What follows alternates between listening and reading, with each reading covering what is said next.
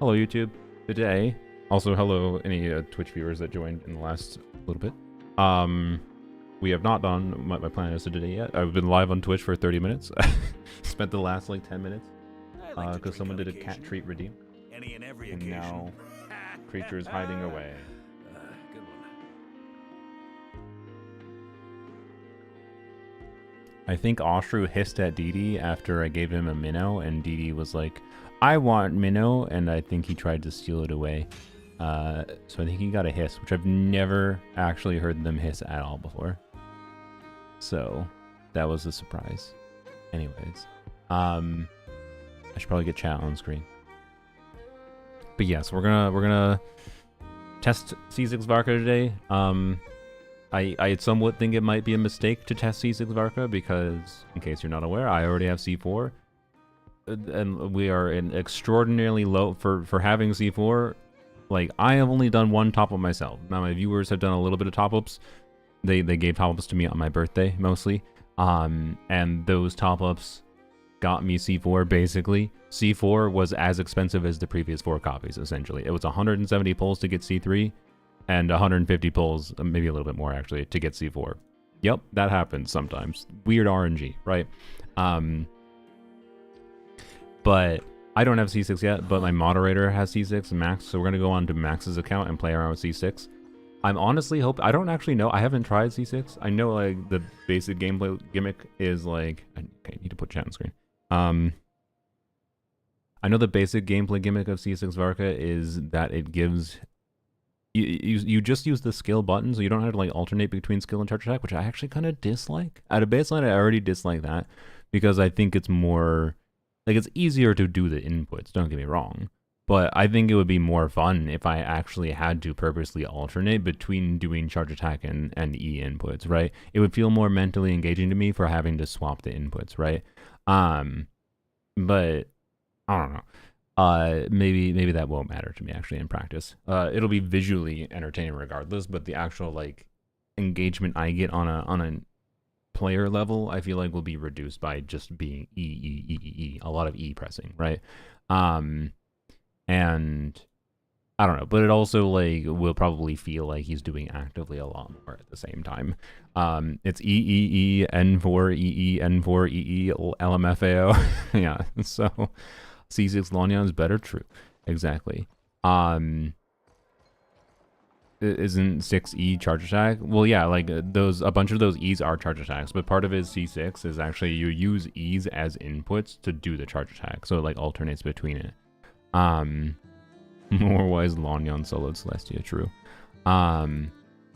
So anyways, like, the situation now is, though, after the C4 Varka, by the way, I did a 10 pull after... Oh, hello, cat. I gave them food and now they're zooming. Reduce the value of his sig. That's actually an interesting point. I don't think so, because I believe his sig gets stacks based on skill and charge attack hitting. Yeah, no, so it shouldn't really affect his sig.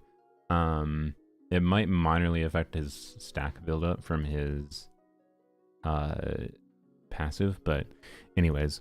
So, like, yeah, we got extraordinarily lucky getting C3. C4, not lucky at all.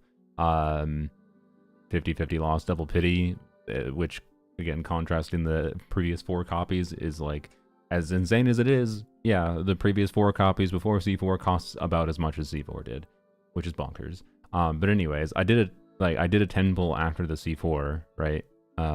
Which was, you know, there's the guaranteed C4. I did a 10 pull after that, so I don't know exactly where the pull ended for that C4, but I did a 10 pull after that, and it was a 50-50 loss to Chi-Chi. And so that's 2 50-50 losses in a row, notably, which, in case you're not aware, having a 2 streak means that the next 50-50, so after we use the guarantee, also has an increased capturing radiance chance. And then I didn't realize that I have somehow at 55 pity again. I haven't spent any more money, to be clear. I just think oh my god, cats are going crazy. Sorry, they are having war, apparently. I don't know. I think I've just done random YOLO 10 pulls and I didn't realize that I was already at 55 pity. Capturing Radiance, securing that C5. No. So capturing Radiance might secure C6. Right. And that's why like we have a week left. I've got enough content that I haven't done in Genshin. Like there's probably like a 10 pull that I can extract from Nod Cry. It doesn't seem like that based on having 100%. But like if I go and activate the compass, it's probably not a 10 pull. Well, maybe it is. I don't know. There's one major quest line I haven't finished, and then whatever. But like, almost assuredly at minimum with this area, and the fact that I haven't done much. Like I 100%ed the Sea of Bygone Eras in my other account, so it hasn't given me much desire to do it over. Can I please? How do I please? Can I not see the why? There we go. Okay, weird. Only 55%, right? So like, there's a number of areas that I can definitely, in quests in general, that I can do that I haven't done a grinding for doing pulls in a while. Like, I kind of like that, and I don't know. Technically, one, to be clear, like, again, as far as top-ups goes, I bought one top-up myself, so one 6480 top-up for $70 on my birthday, and then viewers gave me some as well, right? And that basically is what enabled me to get C4 Varka. Otherwise, I don't think I would have spent the 150 pulls to get C4 Varka. So now we're at a point of like, it's not guaranteed to get C6 Varka in the next 2 5-stars, but like, we're basically pretty damn close to pity already at 55 wishes, right? And then I could probably grind to another pity in 7 days. Does Abyss reset? Abyss does reset before the banner ends too. There's that factor as well. So, you know, and I haven't done the Varka quest yet. There's a Varka quest to do. Oh, Limbo cleared Dire now. What did he do? It took Limbo a long time to clear Dire. That's kind of bonkers. He used Flynn's with... Holy shit, this is like one of the first C0 clears I've seen, by the way. Holy shit. Good job, Limbo. I thought he was going to use his Veresa. That's crazy. It's level 100, absolutely ridiculous build for Veresa. Oh, yeah, you're right. I still haven't turned on YouTube chat. My apologies, YouTube chat. I definitely copied the link. I didn't paste it in and make it visible. No, I did paste it in. I just didn't make it visible. Okay. So, goddamn, Limbo. Good job. Limbo's a ridiculously good player. Should I ask Limbo to see if he wants to try to clear on my account? Also, what the fuck, by the way? He had to use Arlecchino to clear... My rules for Limbo would be not using Varka, though. He can't use Varka for Knuckle Duckle, because I think that's probably enough to clear. Spends more for men confirmed. Yeah. At least try C5, then maybe capturing Radiance would be... Okay, so, like, objectively speaking, I think it is a mistake, okay? I think it is a mistake. I am interested. Raiden is probably going to rerun soon. I have had a C1 Raiden for a while. I got C1 Raiden as a side effect of Chevreuse running originally, because I wanted Chevreuse copies. I didn't get Chevreuse on her first banner, but C6 on her first banner, but I still pulled a bunch of copies of Chevreuse on her first banner, and because I knew my plan was going to be to get Chevreuse C6 on over multiple banners. So it took me 2 banners to get C6 Chevreuse, but the first banner, I got C1 Raiden, and like, you know, C2 Raiden I think would be cool to have at this point. I think I'd be fine with having it. For a long while, I didn't want C2 Raiden because I was more of a salesman for hybrid Raiden, but power creep for like new team DPS has gotten to a level that like if I want to actually use Raiden in endgame anyways, like in Stygian, like, you know, it is what it is basically. And then also like C2 Llama, because remember the game gave me a free C1 Llama, and if the game gives you a free C1 Llama and you're 1 away from Llama C2, which is a ridiculous constellation, by the way, this, like, I don't need to talk about it that much, but like, if you understand Llama's kit and you understand how good, you know, her burst buff is for both DPS Columbina and Nefer, and the fact that this basically is like, you know, my Llama has, well, with full buffs up, like from the team and whatever, she's basically at like 1500 EM on my build. Her C2 is like, what if free additional 1500 EM? Like, that's not possible to do at a base. Like, that's ridiculous. It's a stupid-ass constellation. This is a stupid-ass character in the first place. But, like, I don't know, right? Like, if I have a guarantee and it's super easy to just be like, yeah, use the guarantee, get the Llama C2, why the fuck not? Or get the Raiden C2. Even though I'm on C1 both of them. I think that is a more fun usage of a guarantee and the smarter play, right? And then it also saves me resources for, like, I'm not spending all the resources I'm getting this patch on Varka. Instead, I can save those resources for Nicole or whatever, right? Like, I do not think it is the correct decision to continue wishing a Varka. I've already spent more wishes than made sense to spend on Varka. But, anyways. But, yeah, anyways. Whatever. Just get C6 when Varka reruns? Yeah. But anyways, that's what we're doing today. We're gonna go... I guess we'll go... I'm not even at 160 resin yet, so... The plan is we're going to go test C6 Varka on my moderator's account. Thank you, Max, for loaning me your account. And then we'll come back here. We'll probably do Varka Quest and see if I like the Varka Quest. Maybe that'll also convince me, because if I like the character even more, it makes it more worthwhile to, like, you know, like on a characterization level, right? Not just on a gameplay level. If I like the character more, that makes my brain more happy with gambaing, right? You know, so C6 is still an option. Yes, if I can grind to earn it. I feel like I need to grind to earn it, right? Like, one top-up being spent, I think it's tolerable. If I'm like, yep, I have C6 Varka, I got extraordinarily lucky, and then I grinded my ass off for it. Viewers gave a little bit of top-ups on my birthday, and then I gave myself a top on my birthday, but it wasn't anything insane. It was like, viewers paid for part of 1 or 2 copies of Varka. Like, viewers basically contributed to me gambaing more functionally. Like, if viewers hadn't donated a few pulls to me, I wouldn't have spent the extra pulls that I already had in the first place. But, like, the extra pulls that I had in the first place means, like, if nobody had donated anything and I hadn't done any top of myself, I still would be able to have C3 Varka, right? If I had chosen to continue wishing. But I probably wouldn't have if that didn't happen. That's kind of the situation, right? So, anyways. You can see how good Nicole is for him before a rerun. Yeah, but okay, the problem is Nicole is a pyro unit. She doesn't uplift his non-pyro teams, right? So, and I already have C4. All right, review. Wait, there's another review? Oh no, your review. My bad. What character did you want reviewed, Dimio? My bad. And then we'll log into the other account. Actually, I'll just log into the account while I do this. Also, actually, wait, while I need to check quick. Sorry. This doesn't... Wait, okay. This is not going to dox me, right? Sure I already feels said good I to live get in away from my Minneapolis, desk. but whatever. Now, where's a good spot for a nap?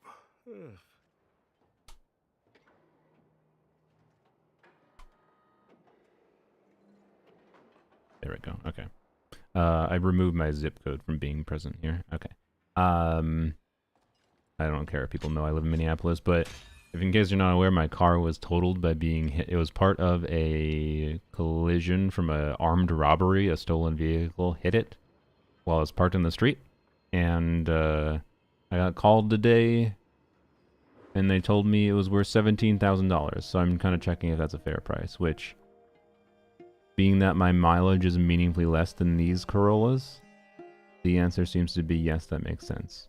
Why is there a 2026 Corolla here? Is that just an advertising thing? I like to drink on occasion. But I'm specifically checking for... Yeah, okay. Occasion. So, kudos to Progressive for how much I paid for the insurance, and how, like, it actually... They've been pretty good. I honestly expected the insurance process to go much worse. I think part of the reason it's gone as well as it has is because of the fact that the police filing presumably made it such that, like, I didn't have to worry about, like, any at-fault bullshittery and whatever. So, anyways, yay. Good job on Progressive giving me, like, what my car, I think, is actually worth for my car. So, yay. So I'm probably gonna go get a really big check tomorrow, which I'm obviously immediately going to cash in the bank. So base for picking Corolla. Yeah, a Corolla's a great vehicle. Like, they're a little weird, like, expensive, like, price-wise for buying an older one, but they last fucking forever. Like, it is not abnormal to have a Corolla that gets, 160,000 miles. And this car, with good maintenance, even at 160,000 miles, might last another 100,000 easily, right? So, anyways, I've owned my car since 2017.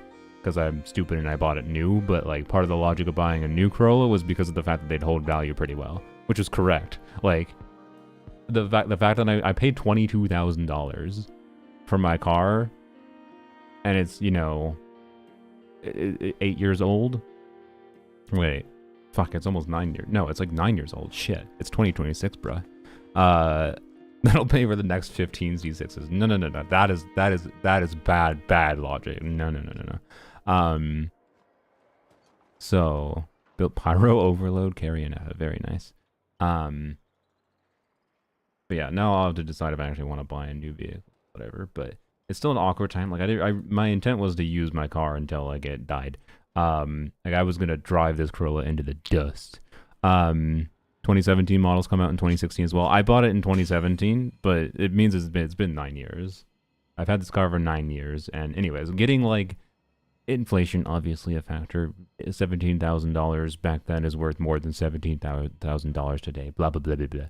But like my car, you know, I'm getting a good amount of money back for my car. So it turns out in hindsight, because this situation happened, you know, it wasn't that terrible of a decision. It like my logic back then was the car will probably hold its value. My usage of the car probably won't be high enough such that it will even more so be worth probably a meaningful amount years later if I do choose to sell it. In this case, I'm not choosing to sell it. I'm just getting an insurance payout. But insurance wasn't a butthole, and they're giving me what it's worth. Thank you. I don't have to fight them at all for it. Next car, I don't know. If I can figure out a what are they? If I can figure out a way, so my apartment doesn't have like obvious ways to charge a plug-in hybrid or an electric vehicle. If make sure my thing isn't showing again.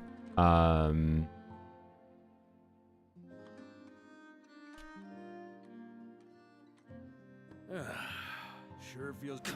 Whoops. Like, definitely not 2014. A Chevy Volt would be really tempting to me because most of the driving that I do could be on electric while also still having a gas vehicle functionally for doing gas vehicle things. Like, this is a 2018 Chevy Volt that I could get. To be clear, I don't know where this is sold. It's a new listing, but you know. Finding one, wait, it's fucking in Minnesota. Okay. Finding one might be annoying, right? But apparently not, and I don't know how quickly this would go. But like, most of my driving could be on electric, essentially, with how little I drive my vehicle. And so like, I could get this. This is a 2018 Chevy Volt with only 54,000 miles. I'd have to investigate the history of this a little bit and figure out, because like mileage for Chevy Volts is kind of weird, because was this 50,000 miles on battery? Was it 50,000 miles on the engine? But anyways, I like plug-in hybrid as an option, particularly buying a used plug-in hybrid like a Chevy Volt. It's very likely that the battery is perfectly fine in this vehicle. And then it's just a problem of figuring out how I can charge it. Which I might be able to charge at my apartment, but I live on the bottom floor, so I could theoretically pop off the screen of my window and like plug in with an extension cord through the window. So I don't know. Gotcha for cars. No, we're not gotching for cars. But anyways, so this is at a Hyundai dealership. Ew. Hyundai and Kia dealerships don't have a good reputation for a reason. But hopefully my involvement with them wouldn't have to be that significant. Plus, if this is a used car dealership, a Chevy is not a Hyundai, right? But anyways, so let's do the character review. Sorry, Albedo. C3 Albedo, wow, Wolfang. Interesting. I wonder. Oh, you do have Peak Patrol. Have you considered using Peak Patrol over Wolfang? I don't know how good Wolfang is on him. I didn't even consider it. Like obviously it gives elemental skill damage bonus, right? And if you on-field him, you do get the crit stacks, right? I mean, actually, how many of the crit stacks do you get? By like I assume he keeps this crit rate when you swap him off field if you build up the stacks. So I don't know. Anyways, he's on 3 weapons, Chior's, Wolfang, and Peak. Okay, that's fair. Yeah. Like, I'm planning to build him around hopefully being able to use Peak Patrol Song, but I should also factor the potential of using something like Wolfang or J-Cutter sometimes. So, anyways, Def Crit seems like a very, very good Albedo build. All in all. That's a heckin' quality circlet with all them extra rolls. Yeah. Yeah, this is a very nice build. This is about like what the baseline of what I'm hoping to get my albedo like sooner rather than later. But not with the C3, obviously. Although, to be clear, I am really hoping... I'm probably going to choose albedo C1 as my last free constellation thing. And then I'm hoping that the thing resets and allows me to choose albedo C2. I think I would quite like that. But... we shall see. So, anyways. How many times does this trigger in a rotation, by the way? Because the C2, like, casts his burst off field, right? And that also triggers his EM passive, which is pretty significant. So it gives him, like, way more interesting flexibility for doing a lot of things, but... Transient blossoms grant blah blah blah for 30 seconds. Unleashing Rite of Progenitor Tectonic consumes all stacks of Fatal Reckoning. Each stack of Fatal Reckoning consumed... How does he generate stacks? I don't know. How many... What? I thought this triggered his... Wait, what? Sorry. It consumes... Increases the burst damage dealt... Wait, what? I thought this is what... What? Is there something missing here from the dex description of the burst? I thought it just, like, triggers the burst. I don't know. Maybe it's because it doesn't show until you do the Hexerite quest. Alright. Anyways, whatever. EN1 should immediately get 2 stacks? Okay. So, anyways. Is Albedo worth pulling? Like, Linneo can be Geo... Double Geo off-field core. Yeah, that's an interesting potential context. But it could be good as like a wheelchair-y format, but also that buffs Geo. Like the reason to play Linnea though is if you're playing a Geo on-fielder for the most part, I would say. So, anyways, like so Linnea would be doing a triple Geo team potentially, and Albedo could be part of that. But I want Albedo because he's the more interesting unit to me versus Linnea. Because he has a more interesting balance of damage and buffing focus compared to Linnea, who is just... No, she doesn't have a kit that I think is going to be unfun, but I like Albedo more. That's the long and short. I said we were going to log into the other account. I forgot.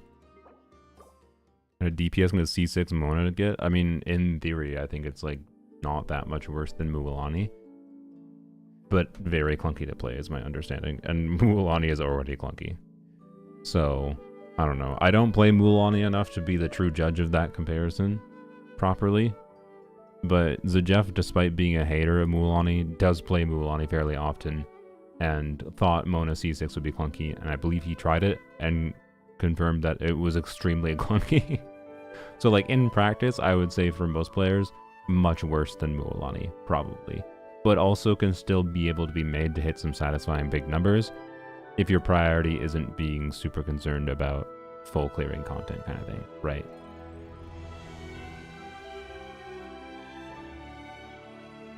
You're pulling Varka Caesar and asked if you'd go all the way to C6.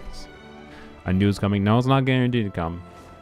It's possible I just don't like it because it might not feel very good. Because to some degree, I think a C6 might feel too much like it's playing itself, right? So, anyways. Clee Bennett Venti. Oh, does this account not have a Durin? It's like, is it? So heavy. No, it's a C0 Clee. Okay, this is my moderator Max's account. No, we do have Durin. Also, all the 81 characters. I'm such a level 90er now. That's kind of funny to see this many characters level 81. We have a C0 Seat Lolly. Okay. As far as I understand, Seat Lolly Melt is technically his best team at C6. Which is funny, but it's not too surprising because if you just amp up his multiplier value and you melt not all of those hits, but ew. I don't like that, personally. No, that looks worse. Also, even more so, I'm just realizing how, like... So you probably can't tell very well in the stream. The dire weapon skins have, like, not that high of, like, quality. It's really obvious with the more difficult to acquire ones, the dire, like, the ones with the special glowing animation, because that glowing animation is super low res. It looks terrible on a high resolution display. It looks like ass shit. So like the 180-second clear is just garbage. Even if I had them, I would never use them.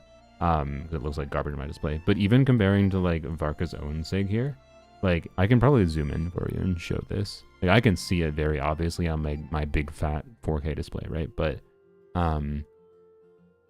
let me zoom into this. Enhance. Whoops. Alright, enhance. So hopefully now. So this is hopefully a closer simulation. So you can see like what the quality of it looks like now. And look, like you can just see like the lines are like more fuzzy in it. Is it obvious? If you want, I can zoom into it even more. Like, man, the dire skins are so ass, is my point. Like, it's obvious even without the zoom. Perfect. Okay. Like they're just low res. Like they didn't even fucking try making them the same quality as the other shit. Like it just looks worse. Because it's low res. And then the colors are not quite matching Varka's colors in my opinion. So anyways, Control Z, there we go. Okay. Yeah. Anywho's, so yeah, anyways, I'm not really going to be evaluating DPS potential here. I'm not too concerned with testing a million different teams with him or anything. But yeah, we will see here. Oh, that's a Skyward Blade Benny. Ow. Speaking of things that I'm still very tempted by. Oh, no, it's for resist.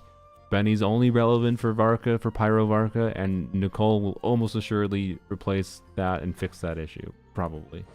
Maybe. Anyways. But like also, oh, look at it. It's so good. 297 ER. What a world. Anyways.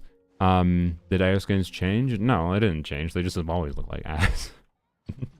It's just on like, on newer characters where like, the contrast there was like, Varka's a newer character with his newer weapon and that has like higher detail in it, and like even compared to the dire skins that were released not that long ago, it just looks lower quality.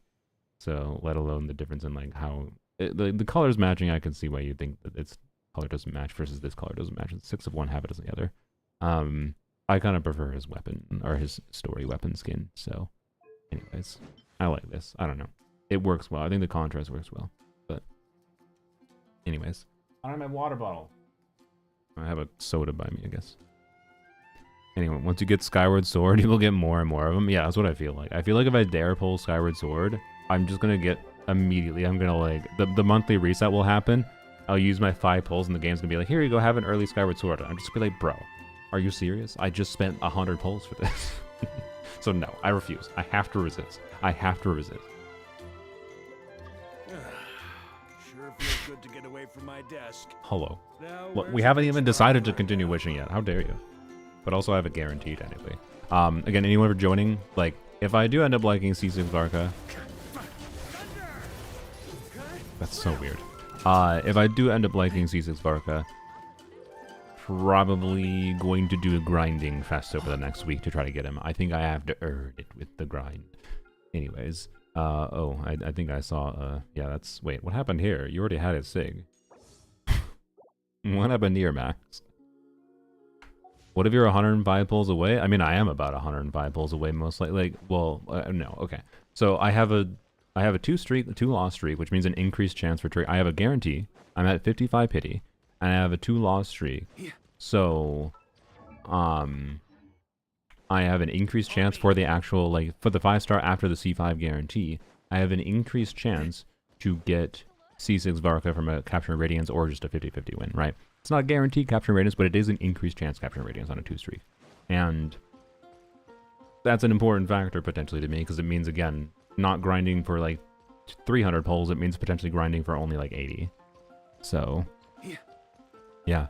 I could very well be only 105 pulls away, for sure.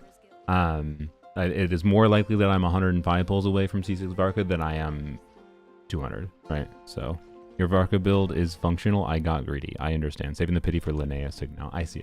Okay. Well, that's good. I understand.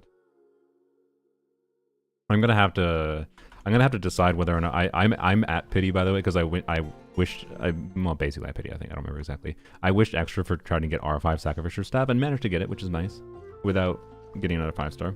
So I'm gonna have to decide if I want to use my pity to try to, like, gambit on Escoffier weapon or not. I kind of want it for Shivers, but then, like, or Eon's on, which also uplifts Varka, by the way. Weirdly enough, I don't actually think Escoffier's weapon is that good for uplifting Cryo Varka for Escoffier, because having to burst every rotation on Escoffier would be a little annoying. But also, I don't know. Do you have whatever? Although, actually, no, I wonder with C6 level investment if Shenhe is even that relevant of a teammate for Cryo Varka. Like, probably still, because the flat buff is still buffing. Is still buffing enough. Like, the higher investment Varka is, the less relevant the flat buff itself is. But then also the more relevant the damage bonus and red shred is, right? So, you know. Esco is C2R1. Okay, that doesn't really matter. Sorry. This doesn't do anything for Varka. And then this, does this do anything? This does. Okay, this does not require her passive. So this works. So that does do something, but not that much. Again, like a flat buff, 240% of Esco's attack. What yours is? I mean, that's a fairly sizable buff, and it's 5 instances. It's like it's more of it's quite significantly higher scaling than Shenhe. But if you don't build her full attack, it's gonna be less value, right? Yeah. So like we have 50% more attack on Shenhe versus Escoffier here with this build. So, anyways, I missed the C6 testing? No, I just been yapping, sorry. I'm thinking what I want to do. So I don't know. You know what? Let's just go. Do we have a Lanyan? Because sue me, I'm still going to play C6 Varka with Lanyan if I have her, or if I have him C6, I should say. In fact, I think one of the funny things to try with C6 Varka with Lanyan, as we discussed earlier, that you might have missed, was using Varka on VV and Lanyan on not VV. You can't stop me. But part of the point of doing, I think, getting a high investment character is you do enough DPS. It doesn't fucking matter if you do something unoptimal, if it's just more fun, and getting more Lanyan damage is more fun. So, it's already C6. No, it's not my account right now. Not my account. I think you should be able to scrape together a decent VV DPS set, but Lanyan's not invested. Fake viewer of mine. That's fine. We can just do a Venti clear. Is Duran built okay? See, this is C0. Oh, C1. Okay. Well, okay. Again, flat buffs are doing relatively of much less value the higher investment the DPS is. So I think C1 Duran doesn't really do that much for Varka. But we do have a theme. This probably does more for Varka as C6 investment. Probably meaningfully more, right? A 24% attack buff for Varka does definitely more, I'm pretty sure, than the entirety of C1 for Varka specifically. But anyways, it's a build.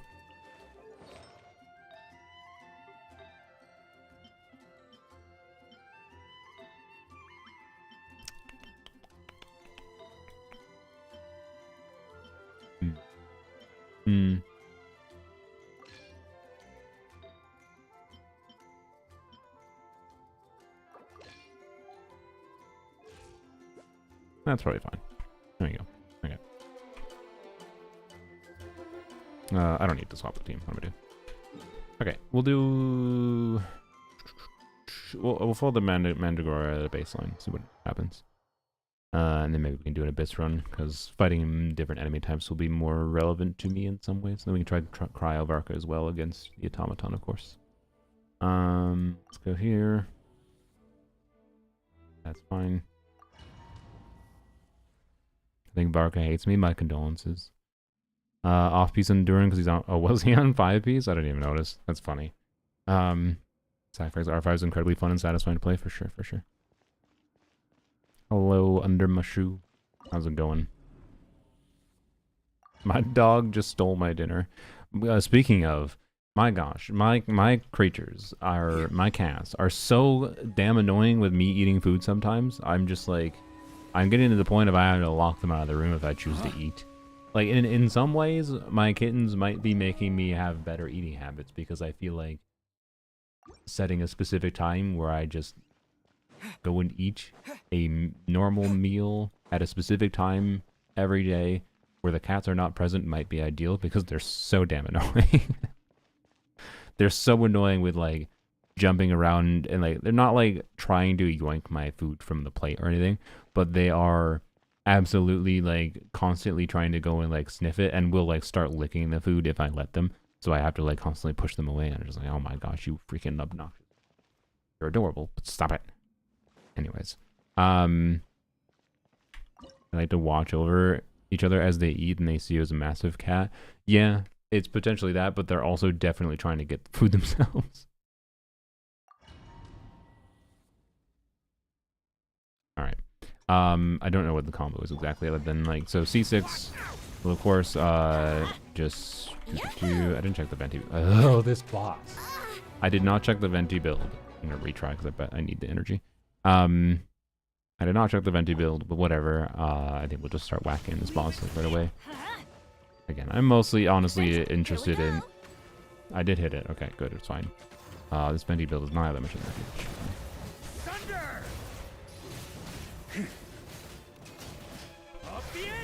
Up the ante. I see. Is he still on cooldown when he gets the special skill? I assume, yeah. Okay. Watch out! Turning point. I'm going in. Let's light it up. Brace yourself. Think you can get away? Up the ante! Flash! Up the ante! Flash! Thunder! Flash! Splash! Now. Stay back! The story is over. Teamwork is trick. Time for takeoff. Thunder! Shred 'em! Nope, sorry. Let's try to do E again because I'm stupid. Alright, well, I should definitely be able to do a 60-second clear if I try better, but... Let's play. Anyways, honestly, first impression... Meh. Meh. Also, wait, Duran has lower ER needs because we have Venti in the team. I forgot. I'm dumb. Don't worry about it. Break. No. Yahoo! Up the ante! Shred 'em!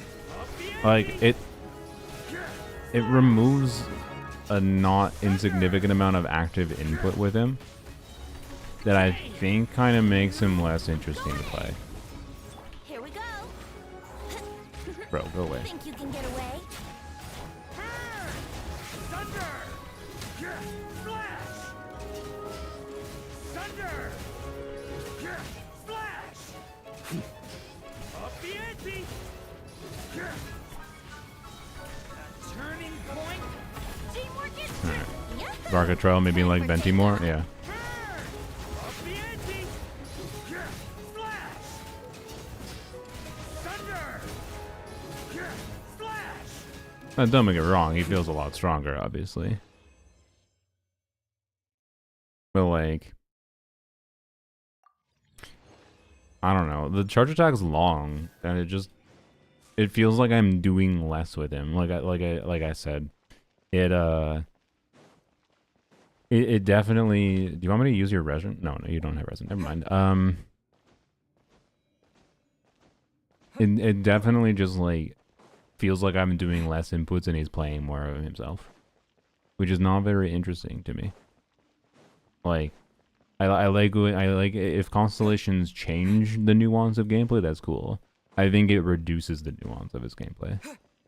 Like you just replace a bunch of normal attack inputs with E fundamentally, but doing those normal attack inputs allows him more nuance pre C6. No, and I'm doing viewer Stygian during the next phase. I mean, like next patch of Stygian, probably. I don't think I will this Stygian. Once I recover from my negative feelings about this Stygian, I will probably do at least a co-op Stygian stream or account review streams that will potentially feature Stygian, but without the explicit goal of clearing Stygian fully. Resin? What is resin? Yeah. So, I don't know. Haven't optimized runs in this boss at all, cleared once and called it good, so there's definitely room for improvement, yeah. Swapping off early, perfectly aligned with cooldowns with Venti, and was really satisfying, more engaging for me, yeah. So, how long do the rotations end up being, actually? Cryo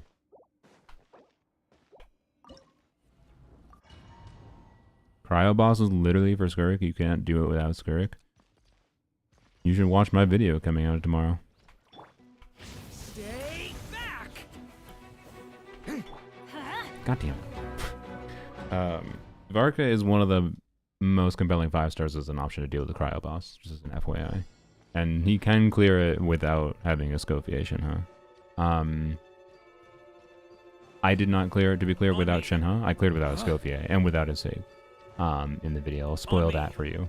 But I also cleared without, like, I cleared with, I'll spoil, I cleared with Charlotte and, why am I having a stroke? Charlotte, Shenhe, Sucrose. Yeah, duh. Right. That wasn't ideal at all. The reason I did that was because I had Sucrose leveled and, or sorry, Charlotte leveled, and Charlotte was good at allowing or reducing the meter on the cryo boss.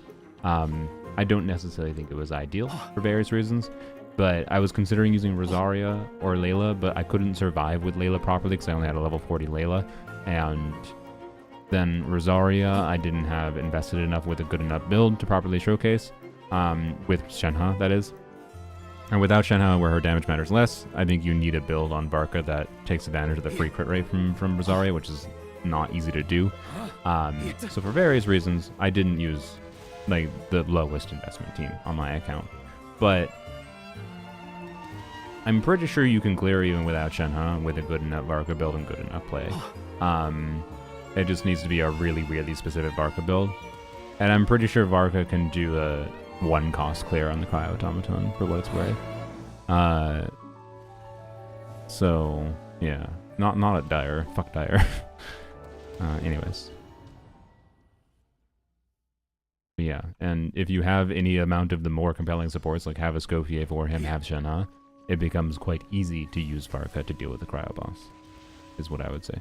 So, anyways, not trivial with like Shenhe alone, but it didn't take me that long to do. It was annoying because of unoptimal teammates that I was using. Anyways, okay. Sorry, I wanna, after we actually start, when is a real? I mean, the first rotation isn't even real when we actually like do whatever. So when after the initial like killing the rotation that kills the initial like spawns, I will try to pay attention when the timer is to see if I. What the rotation time is. Is it a longer rotation or not? Here we go. Yahoo! I should go attacking. Got a bit too cocky. Thunder! Thunder. Flash!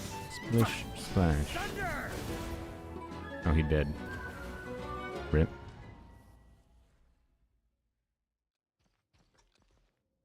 Eskel plus Varka makes the boss trivial. Isn't fearless? Yeah.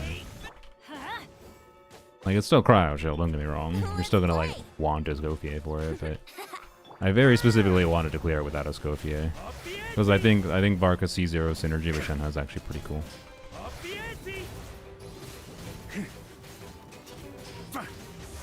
I think he has more fun and compelling synergy with Shenhe than, and it's very neglected because, oh, Cryo Varka is not his best team. Why do we even talk about characters not best teams? Clearly there's no reason to talk about it. But like, I think Varka has better synergy with Shenhe than Skirk, quite frankly. Oh, whoops. God damn it, why are you... It's freaking enemies. Why? What? That was actually the worst instance I've seen of Venti failing to pick up these things. Got a bit too cocky. Anyways, Varka, Venti, Layla, Shenhe, nice, yeah. Leave it to me. Brace yourselves. Okay, so a different thing. Flash! Up the ante! Shred 'em! Okay, I kind of like that combo. Can I do it one more time? Oh, Okay. Has there been any combo that's been found? I feel like someone's probably found it themselves, but I might go and test on the damage dummy. Oh, I didn't fucking do it. I got distracted. So I was kind of messing around there with waiting to do his initial E's, because he starts with one skill right from C1, and then one skill's on cooldown. So you don't have to do E and then E immediately, right? So the second E is a charge attack, but it's still you pressing E. And we are very close to being able to get a second set out. So I wonder if it's possible to do 4. Probably is. Brace yourself. No, it definitely should be, yeah.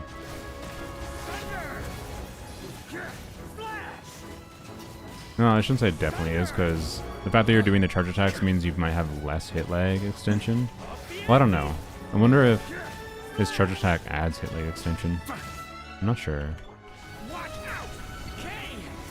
Anyways, we should redo it. Okay.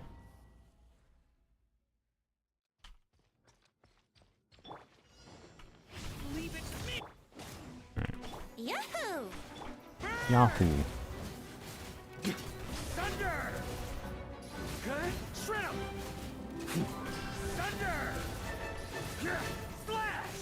Thunder! Ah, it's so close.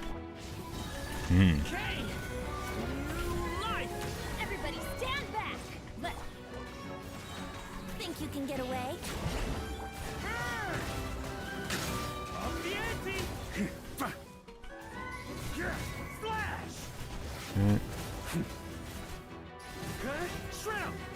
Thunder! Alright, 115. Teamwork is strength! Here we go! Time for takeoff! Up the ante! Shred 'em! Up the ante! Flash! Okay, that's like where a normal rotation would end. So no, he still does. I mean, I don't know. It does seem like a little bit of longer rotations now. Interesting. We'll go testing the damage on me a little bit to see what I can do for rotation times. To be clear, with C6 Varka level investment, it's probably perfectly fine and potentially optimal most of the time to do 20-second rotations. But anyways, I don't know. It doesn't feel that interesting to me ultimately. Like I don't really. It's not unfun.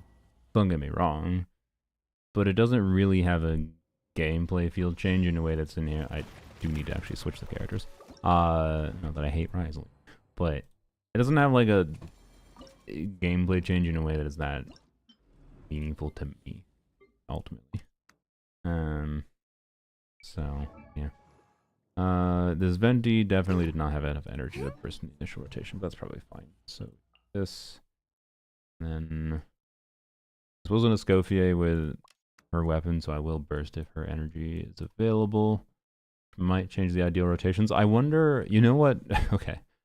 You know what could actually be better at C6 level investment? Oh shit. Okay, we'll test it.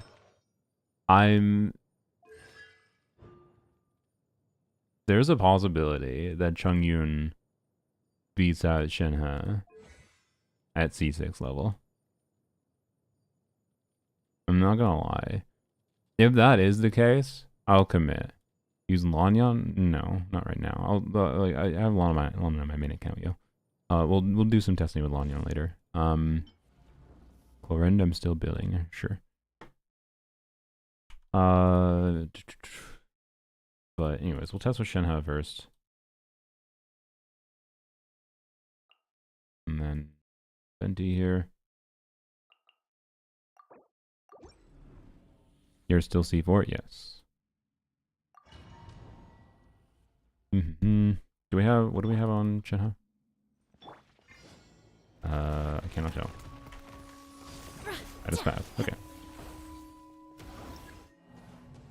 I'll give you a character review real quick since it was a community redeem. We're in level 100. See, it's a C6. Holy.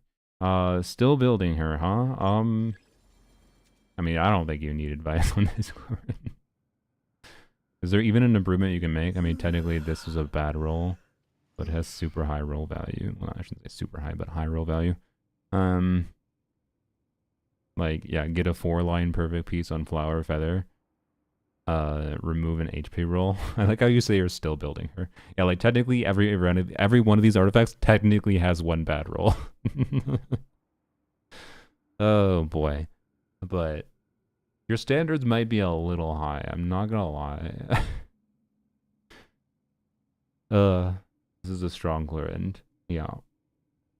Off piece isn't that good. Yeah, honestly, for an off piece, it's not that incredible, but particularly for a feather. I'm actually kind of surprised you don't have a better one, but it's 100% crit rate with 300 crit damage. So, yep. Hello, kitten. I don't have much else to say other than get luckier. I don't know. Obviously, getting a circlet with attack percent rolls might matter, but yeah. Anyways, that's probably the most actual, real possible improvement that you could be more likely to have, rather than improving any other pieces other than the off piece, right? But yeah, temporary got a feather with 33 crit damage, 7 crit rate, but I need a better flower. I see. That makes sense. So, Thundering Fury is nice cook. Oh yeah, huh. Okay, so things to test that could be fun, which probably are going to be damage dummy tests, which is fine. Out of baseline, Chungyun and TF. Thundering Fury in particular is a funny one. I don't think it'll be that compelling, but at C6 level investment, sure. If we lose if we lose 100k DPS, it doesn't matter if it changes the gameplay in a way that's fun, quite frankly, right? Like, oh no, we're still hitting 200k DPS with Thundering Fury kind of thing. Like, whoop-de-fuckity do, right? If it results in like being able to do way more skills, I shouldn't say way more, but if it allows doing 2 more skills, which is 4 more skills functionally, by the way, because which I don't know, it probably wouldn't. No, Thundering Fury or Chungyun at best are going to be 2 more skills. Let's be real. Or sorry, 1 more skill, which is 2 more skills. Sorry, it's fucking confusing because C6 gives you the extra like charge attack, which is an extra skill. So Flynn's you get 3 skills with Thundering Fury at C0. Technically, he doesn't need Thundering Fury doesn't reduce his cooldown, if I recall. Because this is burst cooldown, right? Or no, it's not his burst cooldown. It's a separate cooldown from his whatever entirely. But it like specifically says in his kit it can't be reduced. Unlike Varka, which can be reduced. But Flynn's has hit leg extension. Technically, that makes it possible to get 3 skills at C0. But it's like, I've never seen actually anyone do it in practice. It's very fake. It's like something Bote did in the trial. with like, or something, if I recall. But anyways. Genshin lets players take constellations off for funsies, yeah. So, anyways. I don't really care if Chungyun might literally just be better, to be clear, with Cryo Varka to do at C6. I don't think TF Varka will be better in the teams where he's triggering electro reactions. I don't think 1 extra skill is probably going to make up for the loss of the artifact set with how much that's going to scale value at C6. But it still might be fun enough to be a compelling thing. Like, if we can find fun gameplay reasons for me to have C6, then I'm much more interested, right? But like, for the Pyro team, it's kind of like, whatever. It's like, if it's not obvious. But, I don't know. Anyways. I wonder if we just do 20-second rotations here. Off to the freezer. I don't know. My will embodied. Well, okay, thank you. Okay, you are, yeah, you're definitely not getting your energy. Okay, that's fine. We just don't worry about it then. We just attack with Varka. Okay. Hoping Selena will consider. Oh yeah, we'll go test it. I want to see how it feels. Freeze.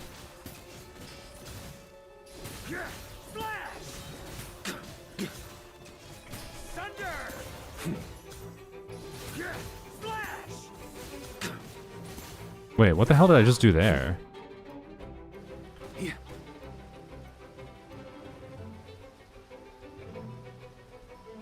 Did anyone notice that? Did I just store one of the extra C6 usages? Huh? Or am I hallucinating? Got a bit too cocky. On me. Sorry, this is fun to do sometimes. Oh, yep, I figured it out as soon as I did that. C6 Varka? Yeah, we're testing it, Isrin. We're on my moderator's account right now. Adaptive prop. My will embodied. Let's play. Freeze!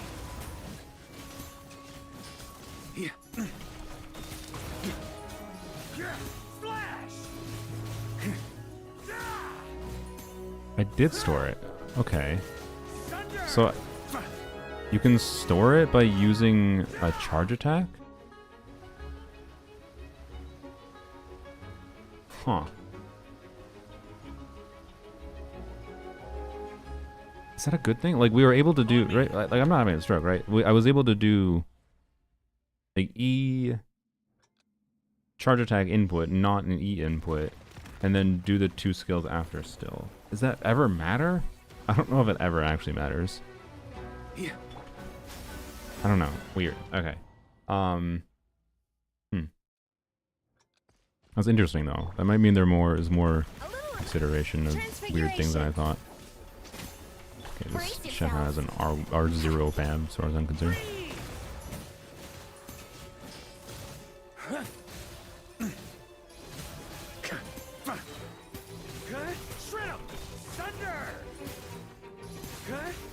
Doing this charge attack doesn't use it. Yeah, you have to press E to use the special additional thing, which means you can actually store it for different times, which is interesting. Okay. Huh. Alright, sorry. Okay, that wasn't even a real rotation to worry about. Think you can get away? Okay.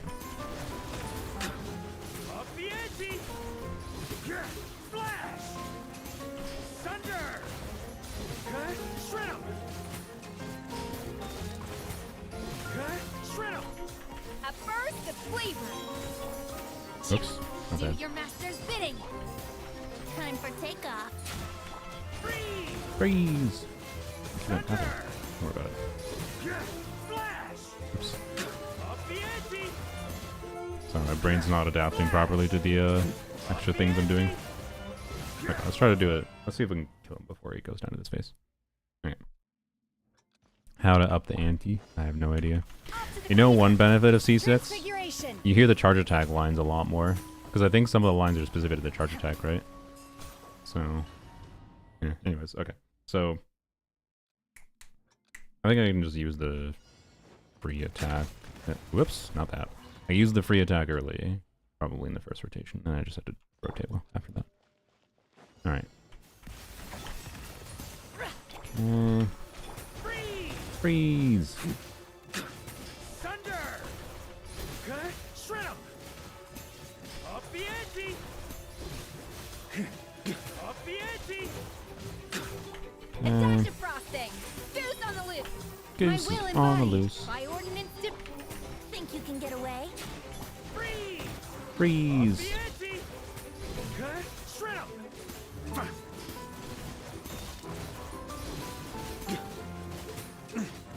Thunder! Okay. Off to the freezer. A burst of flavor. Transfigure. Here we go. Time for Is that takeoff. my slow rotation? Up the ante! That might be normal for C6 Varka, or I might have just been played it badly. Okay, shred 'em! Try to test rotation times in the dummy a little bit. Go excellent. It also might be just longer My rotations because will we're bursting embodied. on a scope. Do Yeah. your masters think you can get away? Freeze! Thunder! Okay, shred 'em! Thunder! Yeah, splash! Yeah, splash! Yeah. You know what actually made sense there? I think bursting to extend his rotation, not his rotation, his extend his duration would have made sense there, and we could have killed. That was actually a rare burst on Varka to extend duration moment. Up the ante! Okay, So, anyways, that wasn't that impressive of a clear or anything, to be clear. But it wasn't that optimized, so I could definitely probably push towards 70 seconds without much issue. Is Varka better than C6 Skirt? For this boss? No. Definitely not. Cryo Varka has struggles to scale as much as like Skirk C6 does because Escoffier's value is not as high for Varka as it is for Shenhe, right? Or Shenhe, as it is for Skirk. But yeah. He buys an internal cooldown out of the Nay Center skills. That's funny. Probably a good thing that there's not too much Nay spam. Alright, well, let's go check in a damage dummy. Practice a little bit of combos. We'll try the Pyro team at a baseline. I want to see if it like does longer rotations at a baseline, because I'm pretty familiar with how Duran Venti, yeah, I guess we can call it Venti. Duran Venti feels. What you doing? Sorry, there's a kitten on the desk. Hello, sir. Pet. Anyways.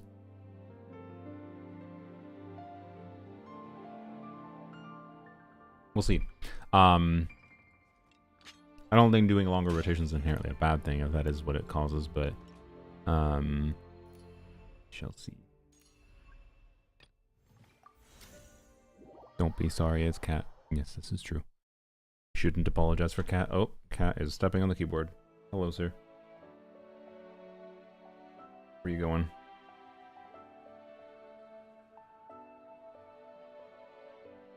Oh. Okay, camera almost turned on right as he, like, raised his tail and showed his butt. He just, like, jumped on the keyboard, walked over here, then walked back around onto the keyboard and went in there.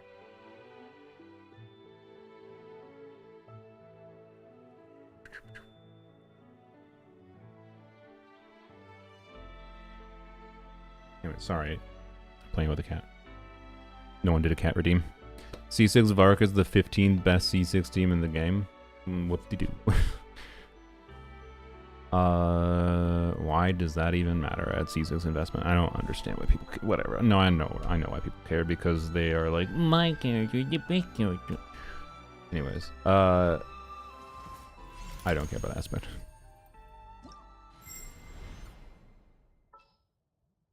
Varga boy.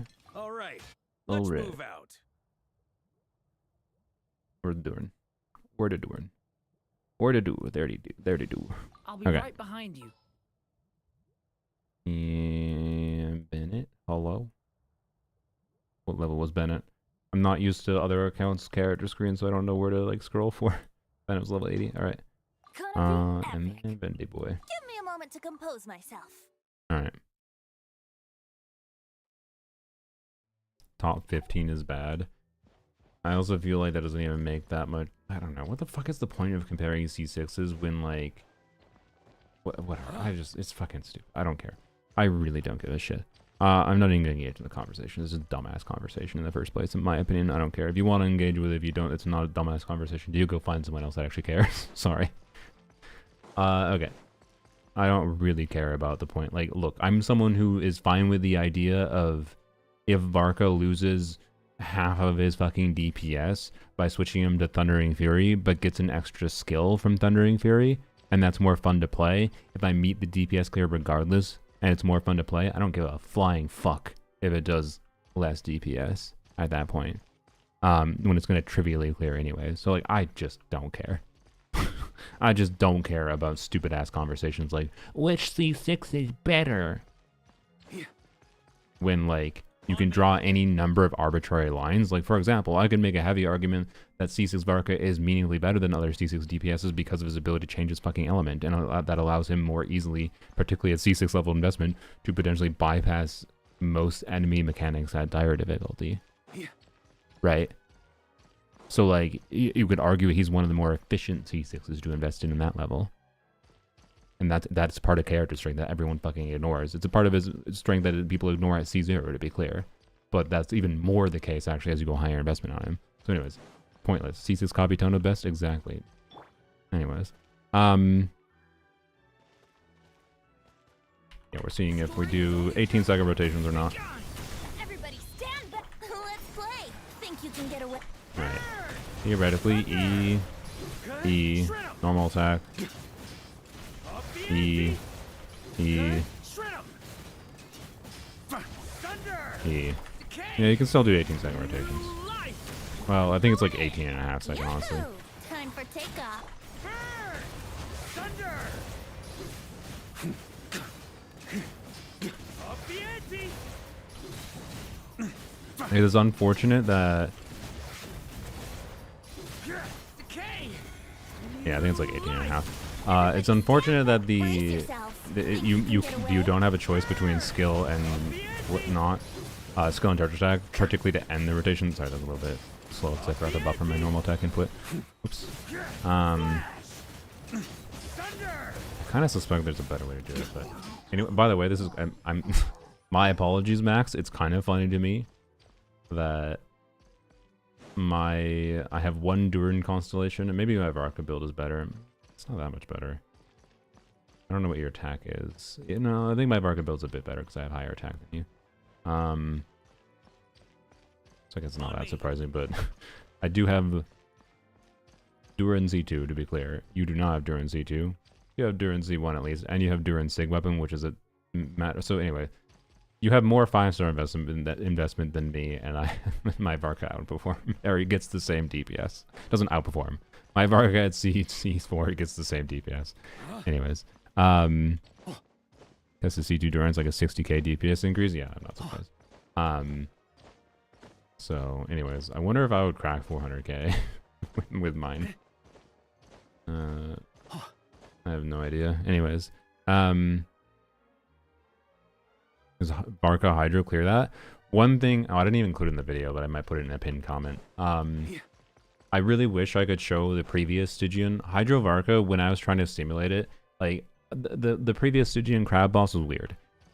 I think if I had Varka C0 without a Sig, I bet you I could compare Varka to Neuvillette at similar investment levels, and they made that boss to be Neuvillette chill. I'm willing to bet I could have gotten better results with Varka against the Neuvillette chill boss, the previous crab, because of how that boss's mechanics worked for various reasons. I think Varka has the potential to be meaningfully more valuable for dealing with that boss, like Hydro Varka, than Neuvillette even. I don't know that's quite the case per se, and like the way it scales with investment might be a little bit different and whatever, but the point still stands that Hydro Varka would have been one of the best options I think in the game for dealing with that Stygian boss. And Crab is an Abyss only. I'm talking about the Stygian crab that was previous patch. You know, they're different. They're the same enemy but completely different mechanics. They're different fucking enemies completely. The same enemy, but they changed the mechanics so fundamentally they're different enemies. But yeah, anyways, I showed Hydro Varka in the Abyss because Hydro Varka is also good at dealing with the Abyss version of the crab. But the Stygian crab is the one that's actually more interesting mechanically, and with how that thing worked and converted you can get free vaporizes on the spawns. And converted to damage that the boss itself takes. I calced like my Hydro Varka. This is when like I was getting like 110k DPS before I was doing a little bit better combos and whatever. This is with C0 R1, mind you. Like at a baseline, my Hydro Varka team can get about 110 or 120k DPS. When I'm playing better at this point, or when I was playing better at C0. Now cons are activated on my main account, then obviously it performs more than this. I tried to do some calcs and simulate in the damage dummy to verify this. Hypothetically, the functional DPS that my C0 R1 Varka would have against that Stygian crab was towards 200k. Right. I really, really would have liked to show that Stygian crab against Varka. Or Varka against the crab, sorry. Not the crab against... I'm playing the crab and I'm fighting Varka. That'd be funny. I'd pull the crab. On me. Anyways, like... He has the ability to scale and be adaptable in a way that's very interesting that is ignoring his relevance, but like it's still dependent on how bad, to be clear, their shill gets, because the more they do shit like the Knuckle Duckle, the worse Varka's hypothetical versatility is, right? So, I don't know, right? Anyways. We get Electro Shill, Pyro Golem Shill. C6 Varka clearing all may hint is why they kept him bad. Yeah, I think they balance his power at a specific level to try to make it so he's never going to be the most compelling option, but can always be a option that works with enough investment into whatever form, be that balance of builds be that whether you have a signature weapon or choose to go for cons or whatever. So, and again, the higher con you go, the more he can theoretically bypass these enemies' mechanics, both because higher DPS can brute force things and because being able to change elements is good. Anyways, so yeah, it looks like we're doing 18.5 to 19-second rotations at a baseline here. I'm going in. Time for takeoff. Up the ante. Okay. Shred 'em. Thunder. Splash. Thunder. Okay. That was fucking 20-second though. That was a 20-second rotation. Decay. New life. Teamwork is true. Let's play. Think you can That's get without away? having that's without having to Venti, by the way. So like without Shred 'em. Venti, this would be Thunder. a bit rough, I would say. Thunder. Hmm. Splash. Okay, well, okay, just continue rotations. What are you doing? Decay. New life. No, I'm not convinced yet. Time for takeoff. I gotta try some shenanigans. Thunder. Splash. Up the ante. Decay. Okay, yeah, there we go. I was able to do 18 seconds there, or 18 and a half, whatever. Think you can get away? Burn. Thunder. You gotta buffer your inputs, right? Otherwise it gets fucked easily. Thunder. Oops. Okay. Don't worry about it. Actually, that might be unoptimal. That might be optimal to do on some level, but it definitely minor like Here we go. timing issue here with like buffering inputs means he does. Oops, goddamn it, I'm yapping. He does longer than 18-second rotations. Not necessarily the end of the world, to be clear. I really think it'll rarely make the difference at C6 level investment. Don't get me wrong. I don't think there's ever really a context where it'll matter that much. You could try melt, but results will vary because I don't have C2C. I don't even think I'm gonna play melt. Well, I don't even think I need to.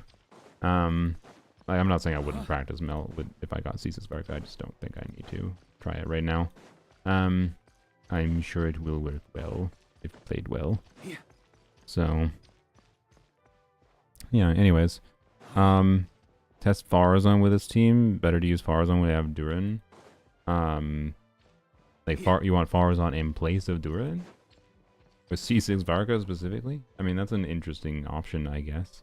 But no, you wouldn't. Sorry, you need to switch to having double pyro.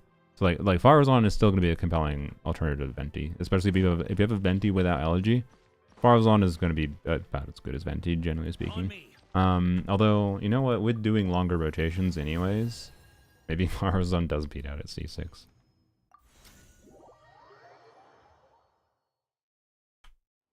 I could believe that. Particularly because C6 gives you more C2 procs too, doesn't it? Yeah. Faruzan over Venti is technically higher DPS? Okay. Yeah, I guess that, you know what, that doesn't surprise me. RIP Venti. I didn't even. Oh, I didn't. Since I've limbered up. Do you have? Does your Faruzan have VV? I didn't check. Faruzan's bad for C0 Varka. Faruzan is like quite good for C0 Varka. She's one of the compelling animo options, but there's other plenty compelling animo options like Sucrose, Wanyan, particularly for shielding. Eva is an interesting option that does buff just as much as Venti does, but it's extremely clunky. And obviously Venti's compelling. So, anyways. Sucrose is Varka's best in slot for Z0? Yes. Yeah. I would say, generally speaking. How's the C6 feel? It's like, I don't know. I think most people would like it more than me, to be clear, on a gameplay feel level, because like visually getting charge attacks is cool and whatnot. But you are removing doing normal attack inputs and removing some combo nuance in favor of pressing E more is essentially what the input difference is. And it's kind of boring on that level, but if I can find some stuff with Chongyun or other cooldown reduction stuff that's interesting, it might tip me over. So, anyways, should be on VV and Elegy. Okay. I think Elegy is kind of fake on Faruzan. Well, okay, maybe not for Varka, I guess. Maybe not for Varka. Elegy is fake for Faruzan, for Lanyan, in my opinion. The energy is way too good. Sure. I see.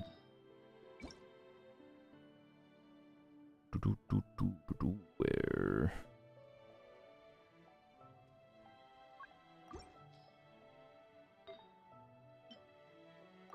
Like the Venti pieces, most likely. The simple option is look like more ER than that. Yeah. This Faruzan is not going to do that much damage, but whatever. Who cares? There we go. That'll be fine.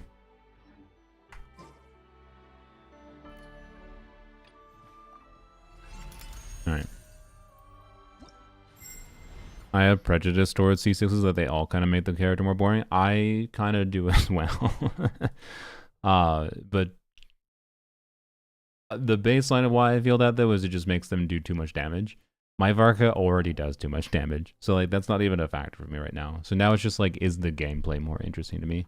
And, like, I don't think the gameplay in his Pyro team is more interesting at a baseline. And I don't need the additional damage for his Pyro team either.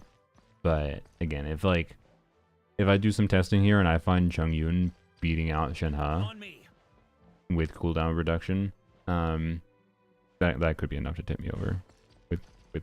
If like, the ideal team is Chung Yun.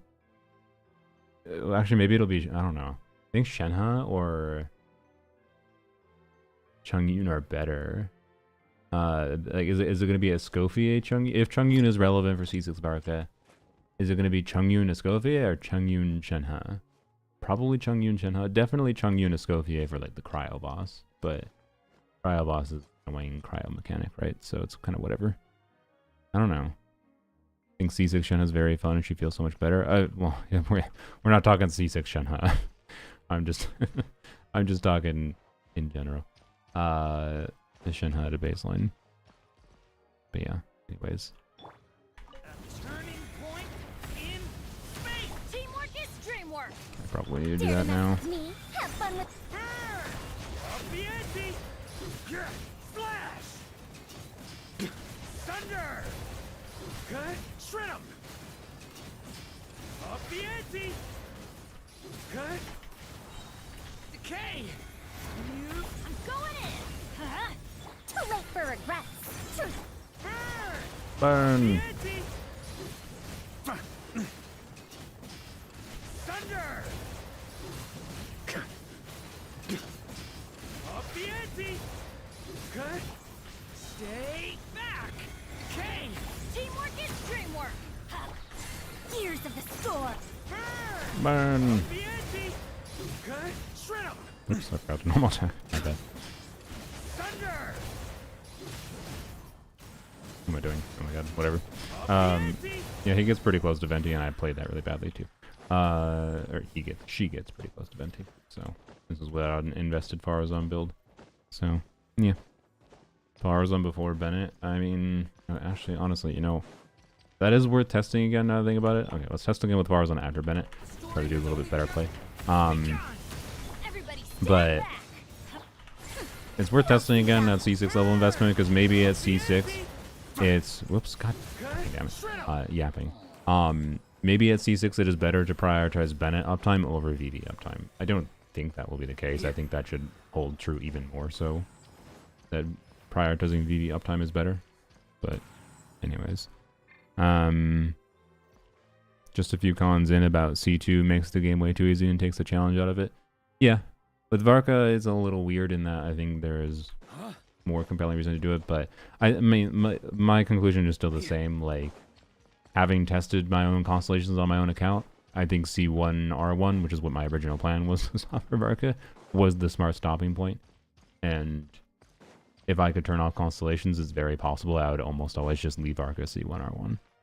I think for the current balance of what kind of DPS you need for the content in the game, I think that would have been the healthy additional investment balance for me to enjoy Varka the most. But at this point, it's like, okay, my Varka's already stupid OP. can't disable constellations anyways. So, I don't know, right? I do appreciate the way that the C6 is implemented, by the way. It is... well, it's not optional, is it? Because... does it ever time out? Oh, it does time out. Okay, you know, it is optional. It is optional then, right? That means I can do... here. Let the cooldown go. That means I think you can still do the normal non-C6 combo. You can't turn off the crit damage from C6, but that's just stats, right? So I can do like my normal C1 Varka combo, right? I do that. Oh shoot, no I can't because of, well I can't do that combo, fuck. Okay. No, it does disable doing some combos then already. It doesn't disable all normal combos though, because like I think I can do this. No, it did it again. God damn it. Fuck. No, it disables that combo too. Shit.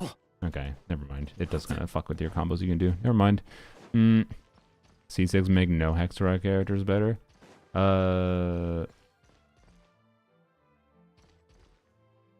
Probably no. It probably makes Hexarite more important because his C6 ideal rotation is probably doing 3 E's, which is 6 E's technically because you do the E after the E, right? But 3 E's like for the getting the cooldown, right? Which is normal for like C1, right? Or C1 plus already. But now you're doing additional E's that are charge attacks in place of doing normal attacks and whatever. So, but I think you, without Hexarite, you're not gonna get the third one. You're only gonna do you're only gonna get 2 E charges. You're gonna get the initial one and then 1 additional one. Without Hexarite in the team. So, but C6 being completely designed around getting an additional skill from doing a skill means that it's much more relevant actually to have Hexarite. So it makes the Hexarite requirement more significant for him. Anyways, C6 should have been certain team restrictions lifted. Yeah, I know, right? Like if his C6 was, you know, Varka's passive is changed to having when you have either 2 Animo or 2 patch units in the team, he has a 2.2x multiplier. Then it'd be fuck it. Why the hell not at that point? For me, again, already having C4, it wouldn't be fuck it at having C0. But yeah, only character I want is to get actual investment for is Varka and team out just a Sig. Yeah, I think his Sig and C1 is his C1 is the baseline. Like I think his C1 is in some ways much more impactful on the gameplay feel change to me in a way that I enjoy a lot more. So yeah, I don't know. At a baseline, I'm very not convinced that I'd want C6 Varka, but we'll go mess around with Chungyun. Anyways, let's test this for a second and then we'll try it.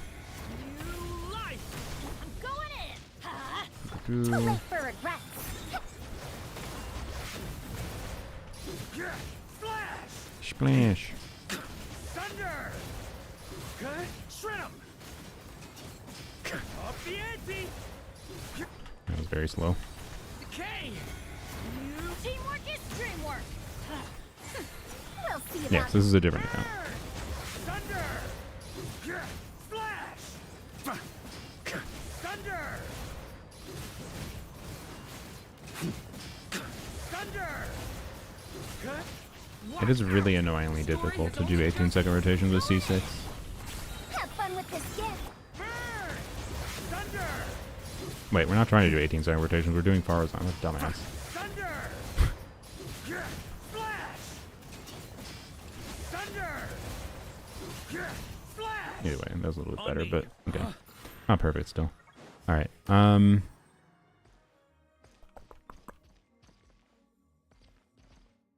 don't know, man. It looks the same as C4. What are you talking about? Are you seeing the extra charge attacks? Anyways, E, N1, EE, N3, E, N4, EE swap. Okay.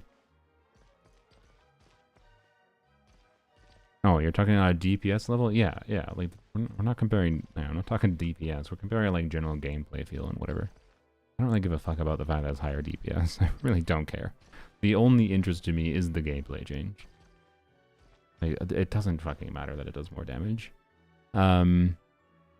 better than Venti or the same? I would say functionally it may as well be the same. If anything, because it's more comfortable to do 20-second combos, I'd say better. But let me try doing the better Faruzan combo. So E, N1, EE, N3, N4. N1, N3, N4. I should be able to remember. Okay. A turning point in space. Everybody stand back! Truth repeats itself. Up the ante. Splash. Up the ante. Up the ante. Stay yeah. back. Okay. Teamwork is dreamwork! But don't Dare to be mess first there, with my me. bad. Have fun with... Thunder. Splash. Up the Oops, I ante. didn't N4 there, my bad. I think I can just do N3 here, right? Yeah, should be that problematic. Okay. Okay. Stay back. A turning. I'm going in! Do it again, whatever. Too late for regrets! Up the ante. Okay. Shred 'em. Thunder. Okay. Shred 'em. Thunder. Splash. That's a more enjoyable combo. I did worse. I don't know if I just missed crits or something. On me. It's 97% crit rate. I don't know. I don't know why I did worse. if that's supposed to be a better combo, I don't know why I did that much worse. It definitely felt better. I like that combo more. I think Faruzan is more fun than Venti. Yeah, out of baseline, if I don't need the grouping, I think I would prefer Faruzan. To be clear, I'll probably play Lanya because I like Lanya. But either way, I like how Faruzan feels to play with C6 for sure. And supposedly at the right investment properly, whatever with combos, Faruzan supposed to beat out Venti. But On me. anyways, yeah, we're on someone else's account right now. Ineffable. His E isn't actually interpreted as a plunge by the game, is it? No, not as far as I'm aware. So I use Bennett last. Oh yeah. Sorry, we can try using Bennett last. I forgot. That's what we were testing in the first place, weren't we? Do Turning point in space. Gears of the storm! Dare to... Teamwork is dreamwork! Let... Burn. Up the ante. Okay. Shred 'em. Up the ante. Splash. Thunder. it's a little slow there. Okay. Have fun with this gift! I'm going in! Huh? Burn. Burn. Thunder. Okay. Shred 'em. Up the ante. Okay. Shred 'em. Thunder. A turning point. Truth repeats its course. Teamwork is dreamwork! Burn. Up the Oops, my ante. bad. Okay. Shred 'em. Up the ante. Okay. Shred 'em. Bit poor on my part. Thunder. Okay. Shred 'em. It was slightly slow and slightly bad combo, so maybe that should be a little bit better, but it didn't seem crazily different. It was a little bit better, I think. Using the same combo, but one mistake I did in the end. I know Varka win more ER to make his burst Maweka levels, yeah. So, how different is C6 gameplay wise? You replace normal attacks with doing more skills, and like it changes his combos. Like you're doing a lot more E inputs. So like he feels different to use. Don't get me wrong, but it just feels like I'm replacing inputs with other inputs, and pushes him towards doing 20-second rotation teams, I think, in general, which is interesting and not inherently a negative thing. And I wouldn't be surprised if Nicole ends up incentivizing 20-second rotations with Varka if she has a longer buff up time, quite frankly. But I could be wrong on that, because it depends what Nicole's kit ends up being, obviously. So I don't know. I can tell you, like, as far as increasing, being that I already have C4 Varka, right? If I'm only concerned about making efficient use of my resources or uplifting Varka's best team, like just to get the, again, for me, it's not a point. The point of this is because it's interesting on a potential gameplay change level. But if the goal was to just increase DPS, I'm fairly confident saving my guarantee and my existing pity for like Nicole and a couple Nicole constellations would be smarter investment almost assuredly for the purpose of uplifting Varka than going with Varka C6. But again, that's not really the point for me. The point would be I'm already at C4. Varka C6 changes his game plan in a way that might be fun. That's the only reason, right? So, anyways, let's try Chungyun a little bit. I do wonder if 20-second rotations with Shenhe make sense with C6. I do wonder. Also, Shenhe's only level 6 burst talent. That actually might make it less worthwhile. You're on 2-piece. I mean, if we have no one on Noblesse, I found Noblesse even with doing alternating rotations with Shenhe was better. Also, Tenacity Escoffier is 1,000,000% it should be better. There's no fucking way with C6 level investment that Tenacity Escoffier shouldn't be better. So, and in fact, with the C2 Escoffier, I think it might be triple attack %. I just don't think her damage is going to be relevant enough, right? But anyways, for the purpose of what I'm testing here, whatever. I'm not going to worry about that. But I want to see if Shenhe or like Chungyun replacing either Escoffier or Shenhe, right? Because like, okay, well, oh fuck, I can't really. We're gonna ignore the context of replacing Escoffier, I guess, because I can't properly compare Chungyun versus Escoffier because of the C2. So obviously Escoffier with C2 and R1, the weapon I can remove, is going to probably beat out Chungyun, I would think. But anyways, we can check C0 Shenhe versus Chungyun at least. If I wanted up with C6 on my own account, obviously I would do more testing of Chungyun versus a C0 Escoffier, because I don't plan on getting Esco cons. Downside that Chungyun has is he has like, man, if Chungyun was a freaking catalyst unit, this character would be one of the most fun units in the game. But he's a Claymore unit. So, you know what my sneaky hot take might be though? I feel like he has a 40 energy cost and you're doing double cryo. Even if this would only be up like for part of the fight in practice, I feel like this would have enough buff up time to with C6 level investment to be very worth using. Right? If we're gonna try to give Chungyun the best shot possible. So that's why did I say that like that? This, and then we put him on Noblesse with as much fucking ER as possible. I mean, it shouldn't be that bad. It's not gonna be as bad as like Mona's ER or anything. It's a 40 energy cost. We're doing double cryo. I think it's fine, but you get the point. Why are none of your Noblesse artifacts leveled? Wink.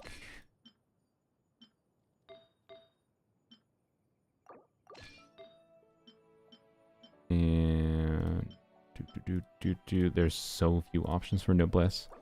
What's new in my world? Going onto an account and finding not very many options for supportive artifact sets. Oh man, I maintain my perspective. The number one thing people are neglecting the most, probably in Genshin currently. This shift happened last year with me. Is that it was very clear to me last year that like, especially post Stygian, but even before Stygian, that like supportive artifact sets became more and more relevant. So nothing's worse than my account. True. Anyways, I think we're fine on Chungyun here, but you know.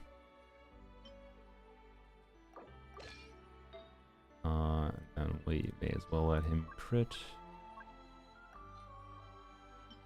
And hopefully that's fine. I sure hope so. I sure hope 185 ER with double cryo is fine. If it's not, I'll turn on maximum ER. Let's do a little bit of testing with Shenhe. And just at a baseline, the Shenhe doesn't necessarily have the optimal artifact, so this is not going to be a perfect test. Oh well, whatever. Understood. I just have to stand here, right? Utensils at the ready. Oh fuck, Venti doesn't have VV because we stole his artifacts. God damn it. Okay. Ready for a rehearsal? Well, okay. If Faruzan is better with Pyro Varka, maybe Faruzan is better for Cryo Varka too. As sad as it might be, I think that actually might be the case. Actually, especially because we're bursting every rotation, ideally on a Scopier. And if we want to do 20-second rotations, oh shit, I guess we'll test with Faruzan first. Just see what we get. Well, if we don't change the Faruzan factor rate, yeah, whatever. Need the help of an elder, huh? I'm getting better at not throwing away everything. Let's go. Really like Chungyun Emily teams as a way to let her get Rev Melt on her own burning aura, but not sure what to do otherwise. Let's sure come back and Snitch Naya. Anyways, let's see what happens. Okay. With Faruzan, I assume the combo is going to be the same, where we do end one combo. I'll do that, yeah. If we're doing 20-second rotations, yeah. Let's start with trying to do 20-second rotations. Do your master's bidding. The pinnacle of excellence. Have fun with this gift.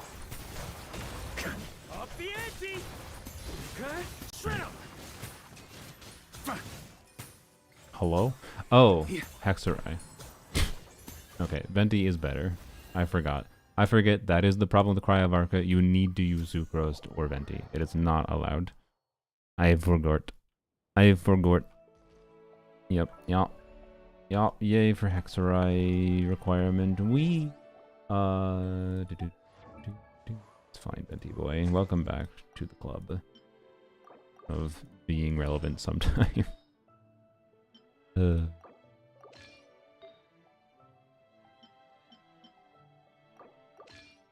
here we go. Bam. Perfect Venti build. Not really, but you know. Alright. And to be clear, maybe you can be fine with Hexarai. I mean, it's a C6 Varka, you'll be fine in general without Hexarai, but like, you know, for the purpose of what we're testing here, I kind of need it. Give me a moment to compose myself. Alright.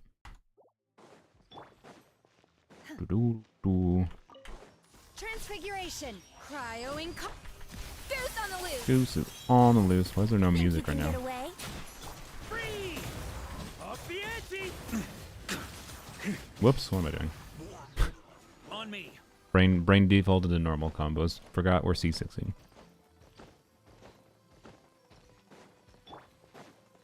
Cryo Albedo carry team didn't get buff because there's no hex slot. Sad. Yeah, I really want a Cryo Hexarai character. It's possible that could end up being Lohen. Be bad for polearms only, but I don't know. If polearms only loses, main account wins. That's fine. But actually, the worst case scenario would be if they're a Cryo Hexarai DPS, like on-fielder. So they're not relevant for like supportive things, so you can't put like, you know, you can't have flexibility for your Animo slot for Cryo Varka. And if they're a Cryo DPS that is Hexarai required, then polearms only gets fucked too. So that would be the worst case for me. Is Cryo on-field Hexarai DPS as a standard banner unit. But we'll see. Anyways, we'll see what Lohen is. Hopefully it's interesting. Okay. Take your true form. By ordinance, Off to the freezer. Off to the freezer. Brace yourselves. Time for takeoff. Free! Up the ante! Up the ante. Splash! Splish splash.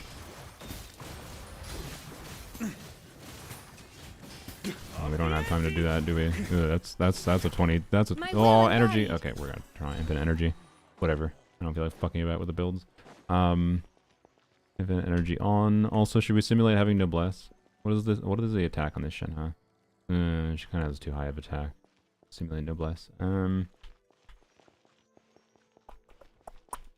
I'll just do it without. It's fine.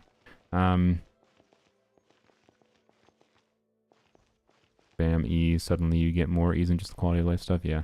I'm gonna try to skip the N1 and just do the normal combo, not the Faruzan combo. I wanted to see what the Faruzan combo did, but seemed like with Venti burst. We're doing 3 fucking 5-star burst animations here, so you know. Let's play. Think you can get away? Free! Up the ante! Splash! Splish, splash. Up the ante! Shred 'em! Shred him. Up the ante! Okay, it's still long. Transfiguration. Do your master. 21-second combo. Goose on the loose. Brace yourselves. Don't love Time that. for takeoff. Free! Freeze. Up the ante! Oops. Splash! Shred 'em! Thunder! Manifest. Whoopsies. By ordinance divine. A little moose boost. Redo. Bad gameplay. Okay. I don't know. I mean, on one hand, definitely I think bursting every rotation with Shenhe is probably optimal.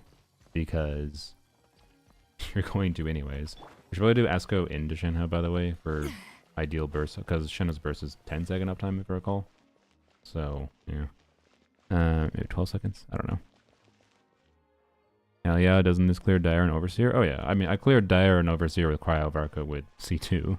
And I'm 99% confident it was possible with a better build and good gameplay with C1 Varka.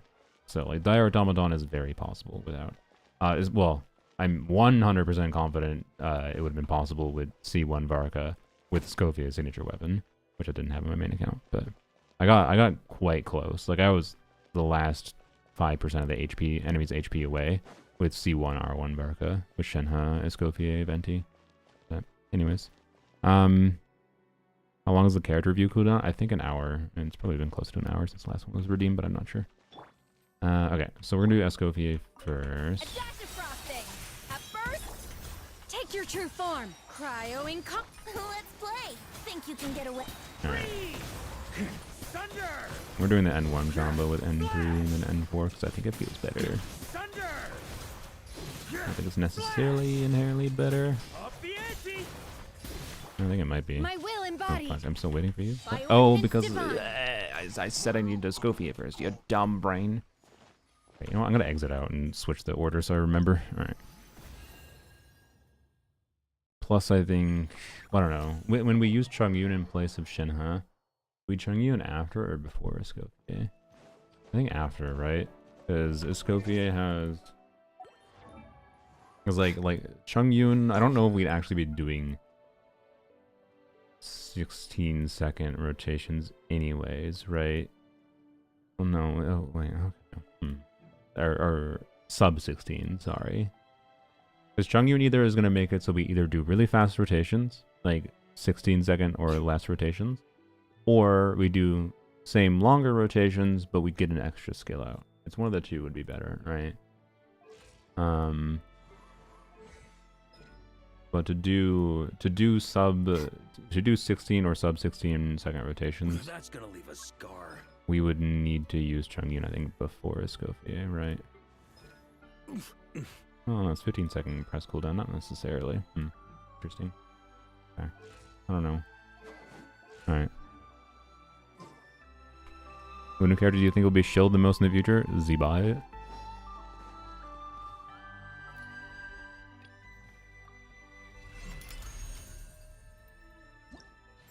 Alright. Reverse the order. Help my brain. Alright. Cryo updated with C6 Shenhe peak, yeah.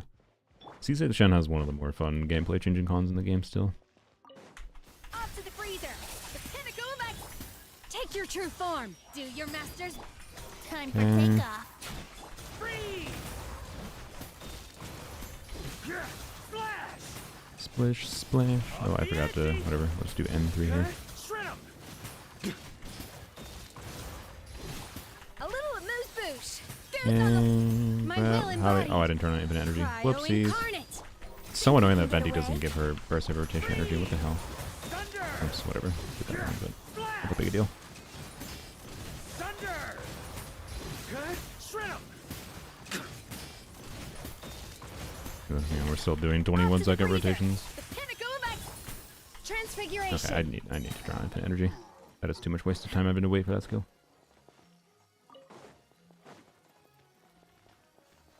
How fun is C6 Varka? I don't know, it's interesting. Right now we're trying to test, like, if I find something with, if I find that Chongyun is better than Escoffier, or sorry, we're gonna test versus Shenhe. If I find that Chongyun results in gameplay that's more interesting than, and more, if they're more interesting and competitive with this DPS, or actually just better DPS, while also being more interesting gameplay-wise, it'll probably convince me to get a C6.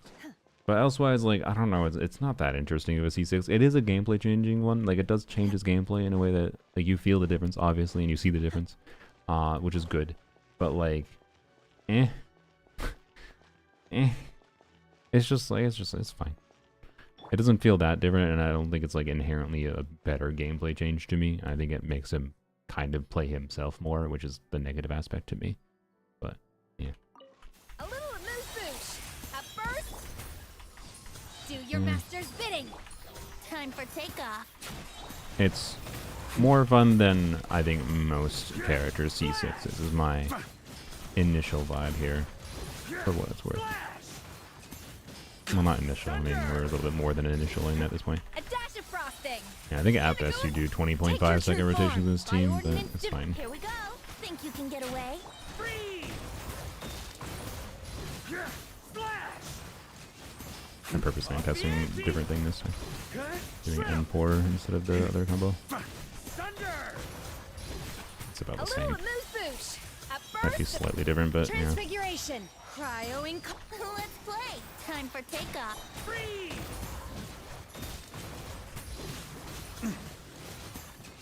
Up the ante! Up the ante! Yeah. Pinnacle Yeah, of you're doing excellence. slightly longer than 20-second rotations. That's Do fine. your master's bidding. Here we go. Think you can get away? Freeze! Thunder! Whoops, forgot to do the fucking extra attack. Thunder! Shred 'em! I don't think it's... C6 is pretty forgiving in what combo you do, I think. Like, all you're losing is a minor bit of rotation time because you screw up slightly, but I just don't think it matters that much. Longer than 20-second rotations are actually great for TDS uptime? Yeah, that's true. So, honestly, okay. Oh no, okay, I'm sorry, Venti, for what we're about to do to you. You should test TDS Sucrose, it might be better. It might be better. Sucrose can burst every rotation. And TDS every rotation? Uh-oh. Uh-oh, Venti. Uh-oh, Venti. And we don't have to do an extra 5-star burst animation. Uh-oh, Venti. We'll just turn on infinite energy. You're already on Thrilling Tales. Let's go. Okay. Uh-oh, Venti.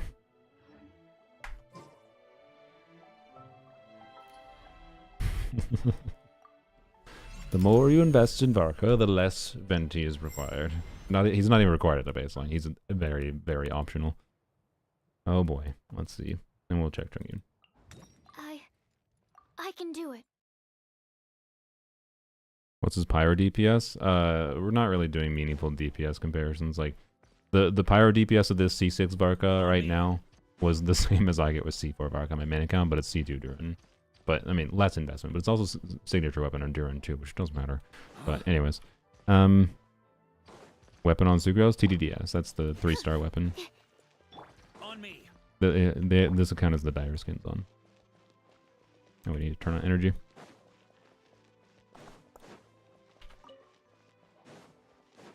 Okay. At first, the flavor. By ordinance divine. Animal test 6308. Thunder! Fuck me. Brain, stop forgetting that you're doing a C6. Thunder! Shred 'em! Up the ante!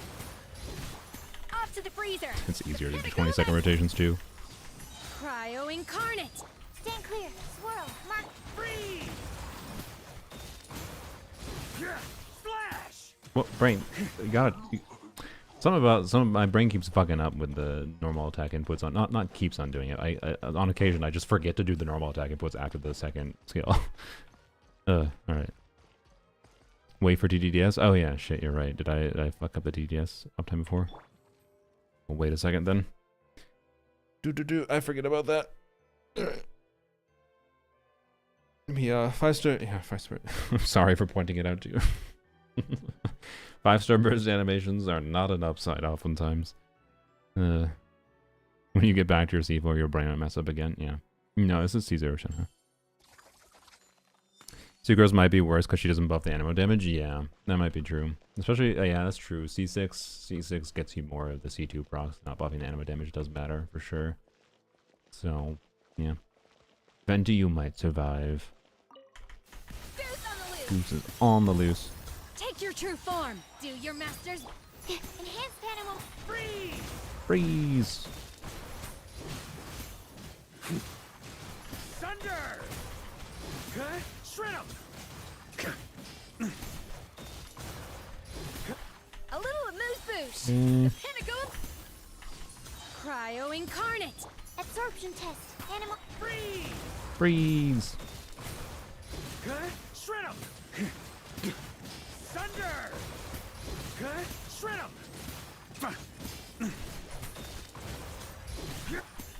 A burst of flavor. Fuck. God damn it. Also, by the way, what the hell was our DPS with Venti? I totally forgot. I didn't even, my brain didn't even properly log it. Does anyone remember?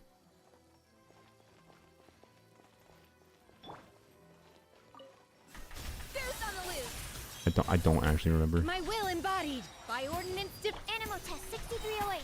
Freeze. Fuck, brain. What are you doing? Oh, my brain. Skip Esco Burst. She's on Noblesse or Tenacity. In this team, I think the ideal artifact combo would actually probably be two-piece Shenna. Well, no. Sorry. It'd be Noblesse. We're bursting because your C6 Varka, we're doing longer rotations. To get his third scale out, we're just doing longer rotations anyways, which means burst every rotation on Shenna, which means Noblesse Shenna, and then Tenacity Escoffier. We right now do not have Tenacity, and we do not have Noblesse. I am well aware of that, but it's fine. 180k with Venti? Okay. It's like 190k max? Okay. So 180 to 190k. So we're looking for 180 to 190k with Sucrose sustained. Okay. What was I saying? But yeah, we have signature weapon on Escoffier. So if I was on my main account here without Esco's sig weapon, I wouldn't bother with the burst. Which might make us able to do less than 20-second rotations with Sucrose, and might make 20-second rotations more proper, like rather than 20-second rotations with Venti, for what it's worth. The Esco burst does have a downside, right? But with sig weapon, it should definitely be worth it to get the sig weapon buff. So, but yes. Anyways, not the ideal artifact combo. There's damage we're missing on the table, but what we're comparing here does not really need us to have the optimal artifacts. Well, okay. Having the optimal artifacts would probably be smart for the comparison for Shenhe to Chongyun. So we're going to have Noblesse added to the team, so it's going to slightly bias towards Chongyun, but well, it's fine. It's fine. Anyways, try to do 3 good rotations. Please, Do your spraying. masters. Stand clear. Enhance that. Freeze. Freeze! Splash. Splish, splash. I forgot to N3, whatever. You can N3 the second one, it's fine. Up the ante. Off to the freezer. Did I cancel the hit on the charge attack? I might have. I might have swapped too soon. By ordinance Whoops. divine. Animal test 6308. Splash. Up the ante. Splash. Okay. I fucking did it again. I think I just did it twice in a row. No. Cryo incarnate. Oh, no. Absorption test. Swirl. Freeze. Up the ante. Whatever. Skip N1. So we're N4. Up the ante. Shred 'em. Honestly, I should try the N4 combos a little Thunder. easier. Shred 'em. I think Sucrose is better than Venti. Remember, we were. I also wish to note we were comparing Venti with Elegy, so that was 2 additional 5 stars, not.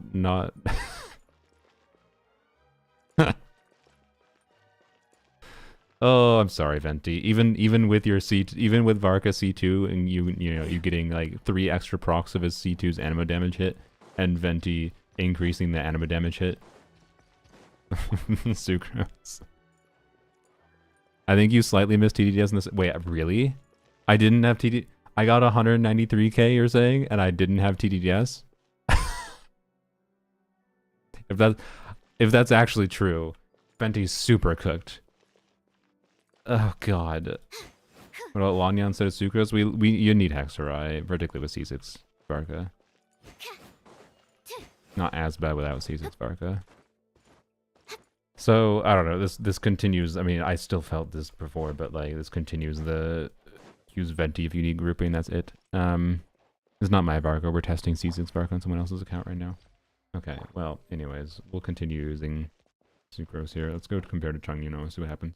I don't think it was played perfectly, but I at the very least, I think the result with Sucrose here was enough to show that like I think Sucrose is better than Venti.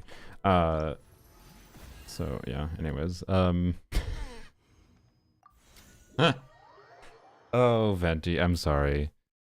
Review Skirk quick. Plan to get Esco C1 and Skirk weapon. So I can balance Skirk to have I don't know if Skirk C1 better. Skirk C1, if your main priority is Skirk, I think Skirk C1 versus Esco C1 is really similar. So like it just doesn't matter that much. But I think Skirk C1 is a little bit, being on a spreadsheet level, they're similar. But I think Skirk C1 is better in practice the more investment you get on Skirk. So your priority should be R1 Skirk over anything.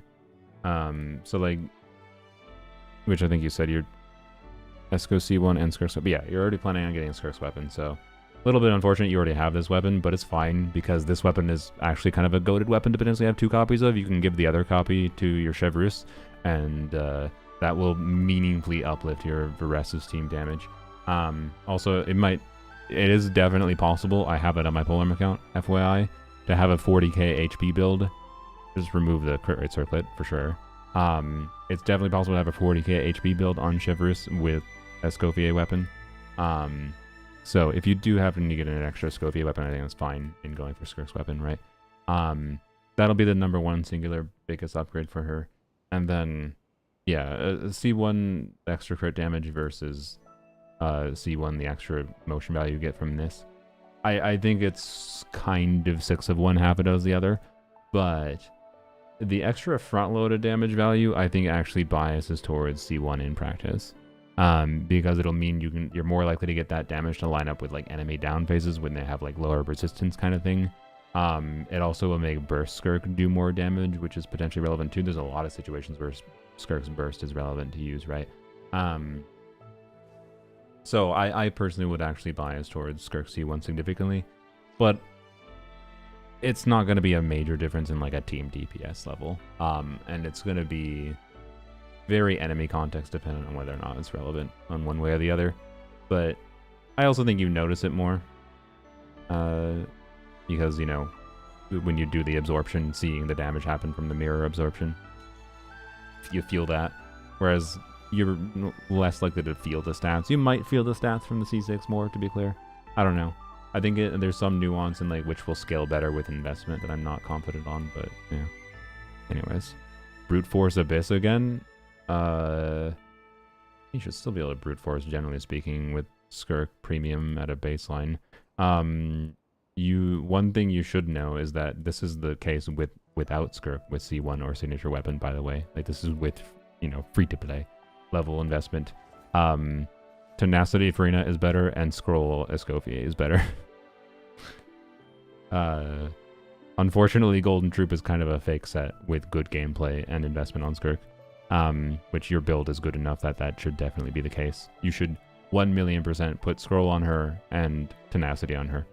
So, and if you get C1 Escoffier, it's 100 million, or sorry, C1 Escoffier or Skirk, whatever one. Again, I think Skirk makes more sense to go for. Even more so, right? You're making Skirk do even more damage, functionally, if you get either their C1s and her R1. Even more so, buffing Skirk more is better than making them do more damage. It's a fake artifact set for Skirk. To be clear, I still use Golden Troop most of the time on my Escoffier, because I can't be arsed to change it at this point, but I do have a good enough Scroll build that I would definitely get better performance with Scroll, I can tell you. So, yeah. Anyways, strong boxing Tenacity for Farina in general use, and it's just hard to get good artifacts. The thing is, you might be overestimating how good of artifacts you need to be worth it to use Tenacity. Like, the better DPS you're using, and Skirk is a really good DPS, the stronger your main DPS is, the less good you need good Farina damage. Like, you can have a pretty cope Tenacity build, and it's going to beat out Golden Troop. And same thing with Scroll on Escoffier. And Escoffier and her Sig, it's going to be much more, or just not even with her Sig, with Farina in general. It's much more important to just burst on Escoffier, which means you're sacrificing damage anyways. So, like, you know, there's a very good chance you're overestimating the quality of artifacts you need. And you could have probably pretty poopy artifacts and it end up beating out in practice. So, I had a super good troop build and got a super bad tenacity build and skirted more DPS. Yeah. On me. You know. So, anyways. I min-maxed the hell out of my Farina build because I wanted to. On tenacity. I wanted to. Because I wanted to put her on a permanent tenacity build that was equivalent or better than my troop build. Just because I wanted to. Because I like Farina and whatever. But who knocked Varka over? I don't know. Probably this child. This child looks like someone who would knock Varka over. Oh, never mind. It was that child. How dare you? I can't use my skill. I was gonna smite you. Anyways, let's test Chungus. So Chungus is on Noblesse. We'll try Chungus after Escoffier first. So, because I think it's more fun to try the like 4 skill rotation potentially, but we'll see. We'll see what happens. I don't know. On me. I really have no idea what the effect of the. Yeah, he starts with 9 seconds. So in theory, that's 1 less normal attack you have to do. So like, if we're doing the.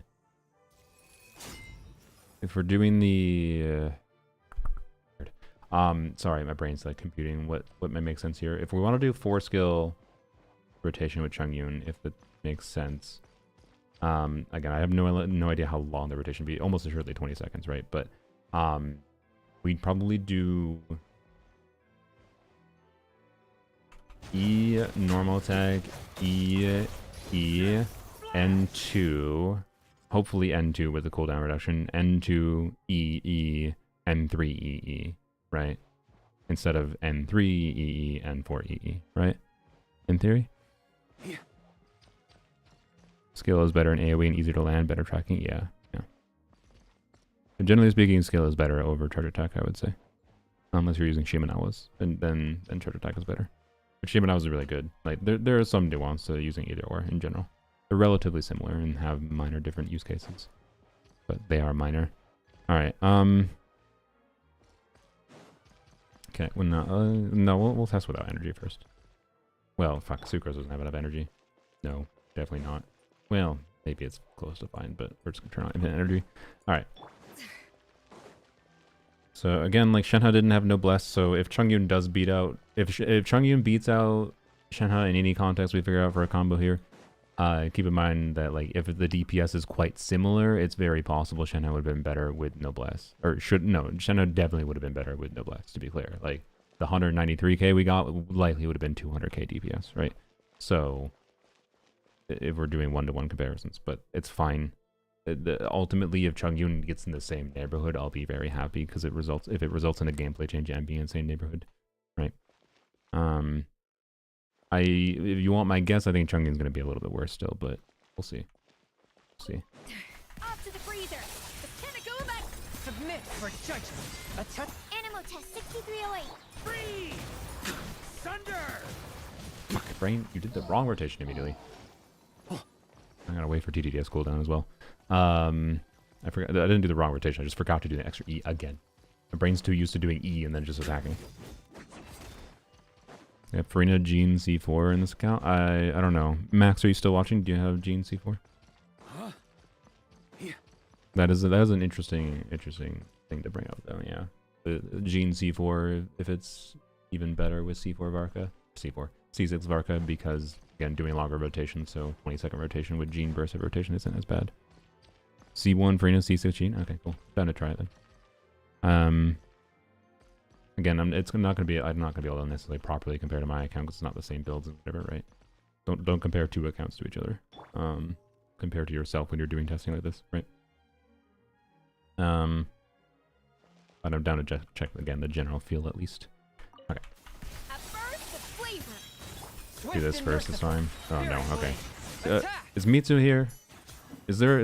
It didn't seem. I thought what I was trying there was, I thought EQ was going to cancel the animation on Chungyun's E. I think you can dash cancel. Okay, so I don't know. I don't know what the optimal thing to do is, if it's QE swap or if it's E-Q. Definitely doing EQ. I don't think the Q can cancel the end lag on the skill animation, right? It didn't seem like it did, at least. Or it took a while to let me actually use it. So, all right. We'll try E-Q. Same thing. It's the same thing Sucrose does. You do E-Q, right? A dash of frosting. Boost on the loop. Submit for It's kind of a judgment. bad dash cancel, but whatever. Don't worry about it. Thunder! Okay, shred 'em! The cooldown reduction didn't result in being able to save a normal type there. It did here, though. Interesting. Okay. Okay, A little amuse bouche. A burst of... From whence you came, swift and merciful. Stand clear. Animal That was bad. Whatever. freeze!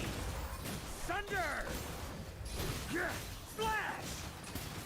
Yeah, we still have to do N3 there, but we did save a normal attack on this.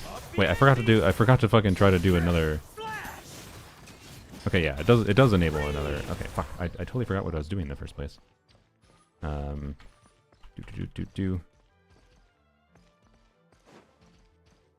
account you playing C6 Varka on? My mod Max's account. All right. Only cap his own external cooldown reduction, animal resonance. There's no cap on how many skills you could do. Yes, yeah, I'm aware. Yeah.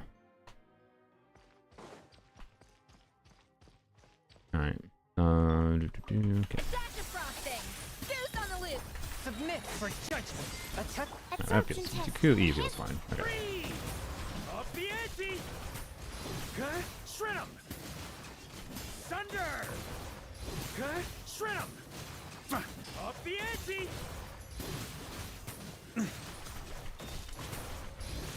Okay, so it's like a 23-second rotation, but you can do 4 skill. Spirit blade. Attack. Stand clear. Swirl. Mark. Freeze! Up the ante! Okay, shred 'em! Okay, shred 'em! Just trying something different. Thunder! Freeze! Ooh, I didn't get the second skill. Ooh. I mean, we're getting surprisingly close, though, to Shenhe. There might be something here. Negative EV uptime? Yeah. You know, the VV uptime's a little rough, I think it might be the problem here. Stats look like the beginning of the stream. I mean, you can see the stats behind the chat here. But the Varka he's on a Sake artifact set, he has 77, 244.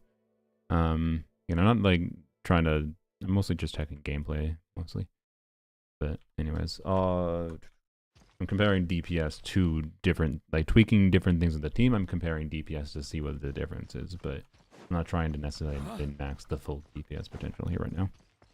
So, anyways, like having about 180k there at the end means there still might be something here.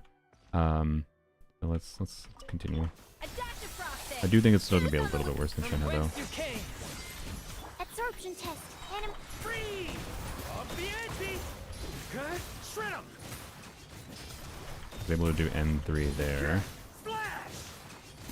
and N3 again, Okay, shred 'em! and N3 again. Okay.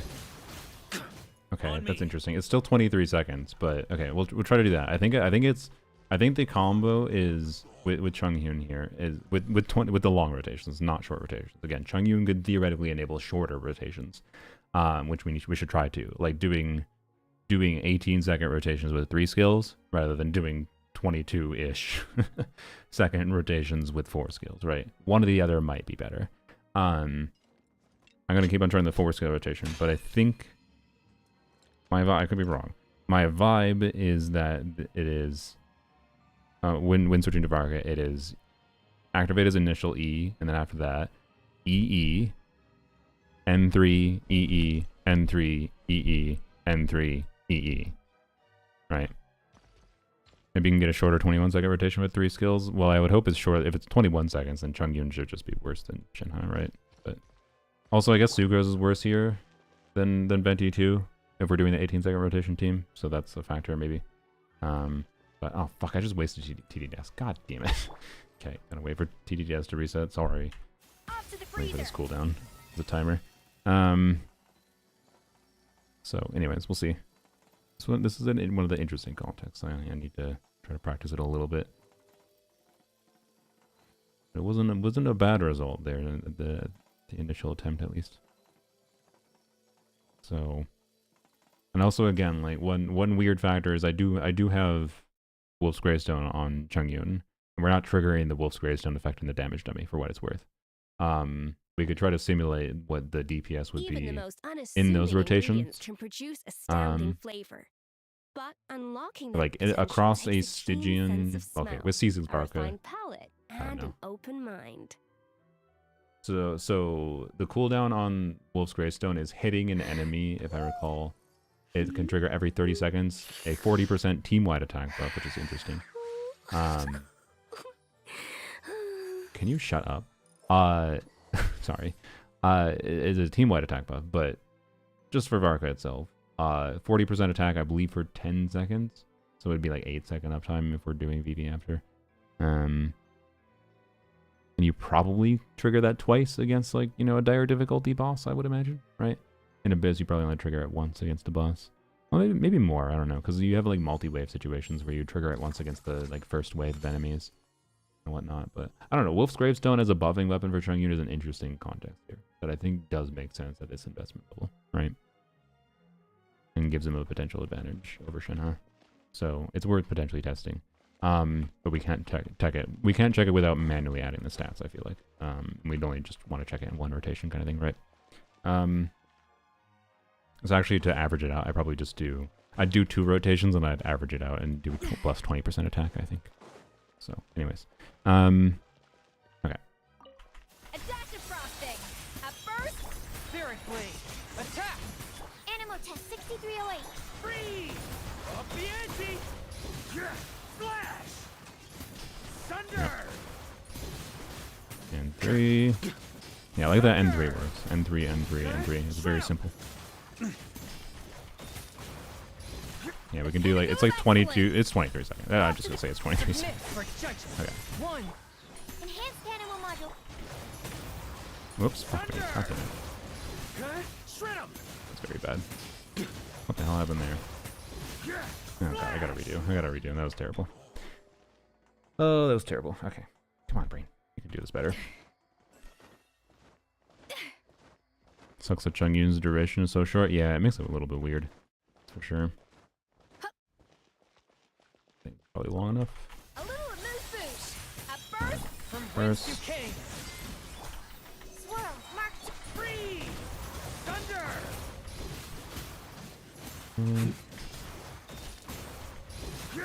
Flash! Splish, splash. Ante!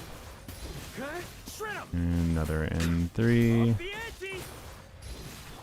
I Off think to I the just freezer. canceled the fucking Here we go, damage. Max. Spirit Oh. Blade. Attack! Stand clear. Animal hypostate. Freeze! Oh, Up fuck me. the God damn ante! it. Up the ante! Flash! Shred 'em! Thunder! Freeze! Fuck. God damn it. You screw it up a little bit. I did that N1 in the beginning that I didn't do the final. Yeah. I can't fuck up that. You have to do the... you fuck up a little bit and you don't get the final skill, so... 23 second, 4 skill rotations, kind of punishing. Alright. Is this your favorite Varka team variant? Not necessarily. This is just something we're testing for C6 shenanigans. Yeah, Mitsu is missing the Chungyun gameplay, it's true. Need to get my Shenhe to 199. Oh yeah, that's a factor I didn't even think about either. Shenhe was doing a little bit worse than she normally should be. Swift and merciful. From whence you came. Absorption test. Enhanced. Freeze! Up the ante! Shred 'em! Okay. Thunder! Flash! Thunder! A little amuse bouche. The pinnacle. Submit for judgment. A touch. Stand clear. Animal hypostate. Freeze! Thunder! Flash! How did that? What? We didn't have the cooldown reduction there. Flash! Which means we're not going to get the force charge attack. Shred 'em!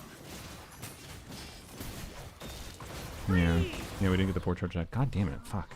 Okay, it seems like at best I hit 180k. Kind of seems like, right? Okay, so... I don't know. I don't know. We can try short rotations, I guess, here though. So we'll do 3 skills. We're gonna try to do 18-second rotations. Off to the freezer. 18 or 19 second. Fourth, my blade. Spirit blade. Swirl. Mark 2. Freeze! Up the ante! Cut! Shred 'em! Thunder! Splash! Thunder! Yeah, 18 is doable. I think I canceled early. Swift and Or merciful. swapped early, From which whence you canceled it. came. Animal hypostasis and Freeze! Up the ante! Splash! Cut! Shred 'em! Up the ante! Okay, definitely doing 19-second rotations right now, not 18, but whatever. Attack. Animal test 6308. Freeze! Thunder! Oops. Splash! What am I doing? Up the ante! Thunder! Okay, I think doing shorter rotations with Chungyun is better than doing longer rotations, which means Venti would have a competitive advantage again. So I don't know, like Venti is not that much worse than a low investment Shenhe, but I think as soon as we put Noblesse on Shenhe, and if Shenhe's talents were leveled up more, I think Shenhe starts like to drink on obviously occasion. meaningfully taking ahead Any and every again. So I don't think Good one. like it's fun that you can do 4 skills and whatever, but I kind of my intuition is it's not really going to be better. But there's also weird nuance of like pairing Shenhe with Chungyun. Like Chungyun is more interesting as C6 Varka than a lower investment Varka. It's my vibe. On me. But I don't know, like stuff with Wolf's Gravestone and like the rotations it being up and like the fact that Wolf's Gravestone, like you could do Chungyun and Shenhe and instead of it, Escoffier Chungyun is very interesting as an idea to me. So anyways, let's see what happens. This is a C2 Escoffier, so this is going to buff Escoffier too.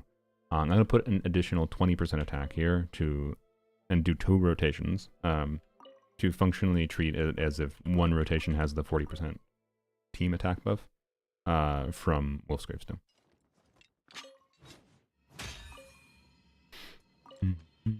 Nope, that's damage bonus.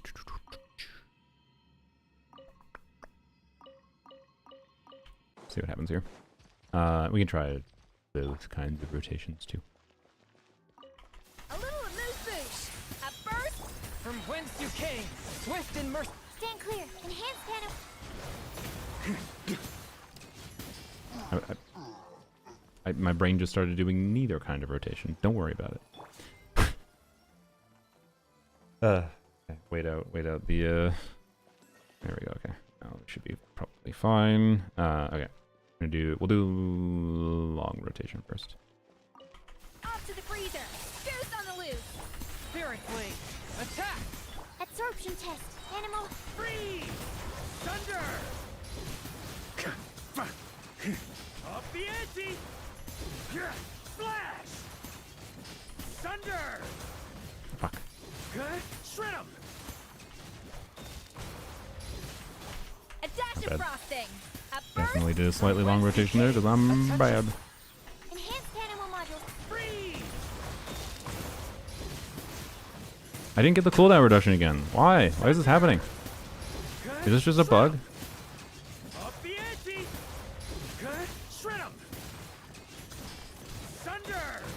Freeze! Okay, well, I think if we properly got the cooldown reduction and got our skill at the end, On me! what? Why the fuck are we not getting the cooldown reduction? No, I haven't done mount yet. And again, I'm not checking like total DPS, and I'm not gonna be able to play mount properly, quite frankly. I'm not really doing DPS comparisons. I'm doing like gameplay changing comparisons. But yeah, I don't know. Anyway, so that's with simulating the Wolf's Gravestone rotations, right? And the Shenhe Escoffier combo doesn't have access to Wolf's Gravestone, so you know. But I think I don't know. That's interesting. I don't know. Chungyun is a really interesting, and he's definitely a lot more compelling with C6 Varka. That's the vibe. But let's check a short rotation combo too. Do. Goose on the loose. Who's on the loose? Spirit blade. Attack. Animal hypostasis. Freeze! Up Oops. the ante! Cut! Shred 'em! Immediately fuck up. Up the ante! Thunder! A little amuse-bouche. At first, From whence you came. Animo test 6308. Thunder! Up the ante! Flash! Thunder! Flash! Interestingly, that was a little bit worse. Okay.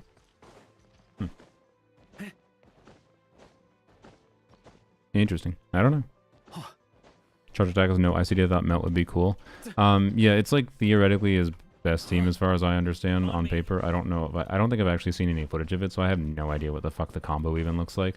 The additional, from my own testing of melt, the additional application I feel like would cause some issues. But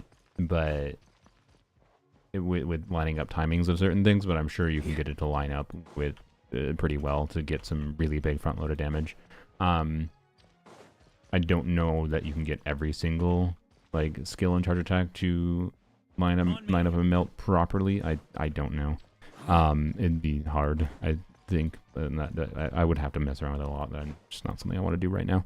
But it is interesting, and probably it's in many ways I think maybe his most interesting gameplay difference that he would have, maybe arguably with melt, I guess. But I know myself enough that I haven't practiced it enough at a baseline without C6 Varka to even properly evaluate the difference with C6, right? But particularly with my main account with C2C Lolly, it should scale quite well, and might just be straight up his best team on my account post C6 if played well, right? So I don't know. Anyways, Chunky is interesting here. He gets like really potentially competitive scores. With a 5-star unit. Like when we tested at C0 Varka, Chungyun versus 5 stars, right? He was definitely quite meaningfully worse. Whereas this is like very competitive. Is the vibe. You're definitely not doing like 15-second rotations, I don't think. Which I didn't think was gonna happen, but can enable 3-skill 18-second rotations and can enable 4-skill longer rotations too. And and that adaptability is an interesting value proposition as well, right? I don't know, and it's really cool using Wolf's Gravestone in a way that's relevant. It's not often relevant. Low end 5-star Chungyun, yeah. So I don't know. I think it's really cool. And I'm inclined to think that Shenhe could beat out Escoffier here, versus C0 Escoffier at least, without factoring in Escoffier's SIG weapon. C0 versus C0, no SIG weapon factored in. I think Shenhe could, well, maybe not, because Escoffier you can put Tenacity on, you do Tenacity Noblesse combo.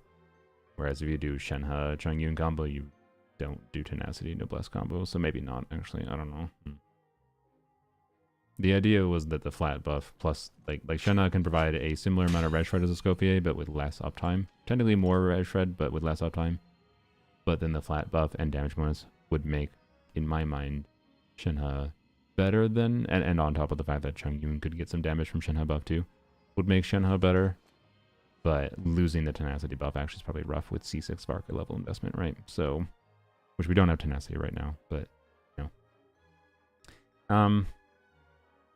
So I don't know. It's something I'd have to test my main account to see what the exact combo is, but he's compelling enough that's very interesting to me. This is the strongest temptation I've had so far. We can try a similar thing with Tiat Varka, I suppose. So yeah, think about level 1 Makaira. Oh, I totally forgot about Makaira. That's interesting as an option too. How much attack does that provide? Isn't it? It's EM to attack conversion, right? So let's assume you have 1,000. Let me just look it up. Whoop.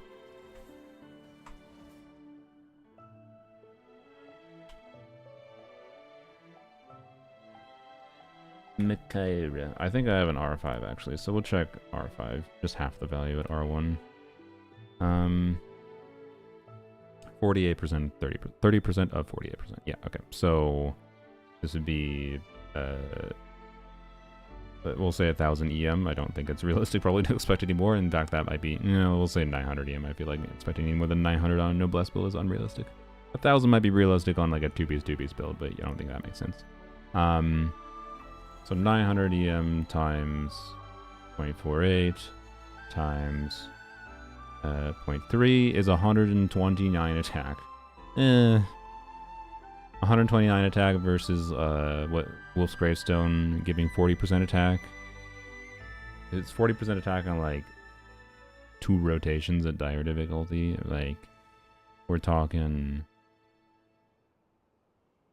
what 30% uptime on 40% attack, 40% attack on a C0 R1 Varka. He has like 1,000 base attack, right? So that's 400 attack at a baseline, but probably like 30% uptime, which is about the same value actually. Okay, so you know what?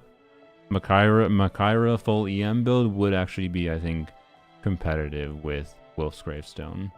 It's just a different, but Wolf's Gravestone has more potential to get more Chongyun damage, and Wolf's Gravestone would obviously put the damage value of Wolf's Gravestone versus Makaira, it would be backloaded. But not backloaded in a rotation, backloaded in the entire fight. Like it's only doing anything in the second half of the fight, right? So, which is interesting. Same reason why TTDS over Wandering Evenstar. Yeah, but TTDS is definitely better if you can get it every rotation, right? So Chongyun help getting a breakpoint for Varka's skill? Yes. But not in... I am not going to say Chongyun is better than Shenhe. I think Shenhe Escoffier is still the better team option for Cryo Varka at C6, but not as significantly. And I think there are enemy contexts that Chongyun allowing some interesting rotation adaptation with either shorter or longer, because you could dynamically, right? With doing a Chongyun team, you can dynamically choose to do shorter or longer rotations. And the short versus long rotations were relatively similar DPS, which is very interesting. And having the value to purposely do more attacks or less attacks on demand, depending on how things line up with the enemy, is really significant. Like that can very much make it so Chongyun could outcompete in practice, right? So I don't know. It's really interesting. It's really interesting. It is the most tempted so far I have, like as far as a unique synergy with like C6 Varka. Not like so incredible that it's like obviously better, but interesting to think about how it works in practice, and definitely compelling enough to like I wouldn't feel much a qualm using Escoffier for Varka, or sorry, using Chongyun over using Chongyun over Escoffier or Shenhe, right? And on my main account, in this context, it would allow me to do things like, say, play Chongyun Shenhe, and then free Escoffier for Skirk. So I could play Skirk Premium at the same time of doing a really good Varka team still. Like, I wouldn't be losing that much by removing Escoffier, is basically the idea. Alanyan. Hello, Hanako.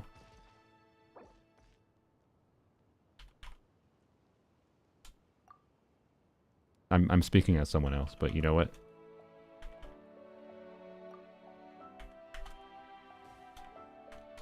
There we go. Sorry.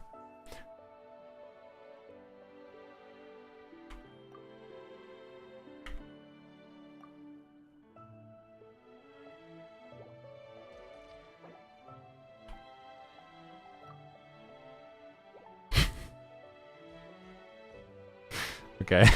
Honestly, the comedic timing on that was really funny.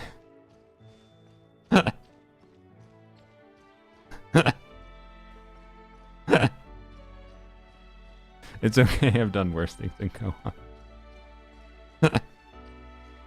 Is Wolf's Gravestone buff consistent? No, that's why I said 30% uptime equivalent compared to try to compare to. So 30%, if I'm accurate in the 30% uptime, uh-oh, you got labeled as a simp, Max. I'm not a Lanyan. I'm a Lanyan simp for Lanyan's gameplay, okay? Anyways.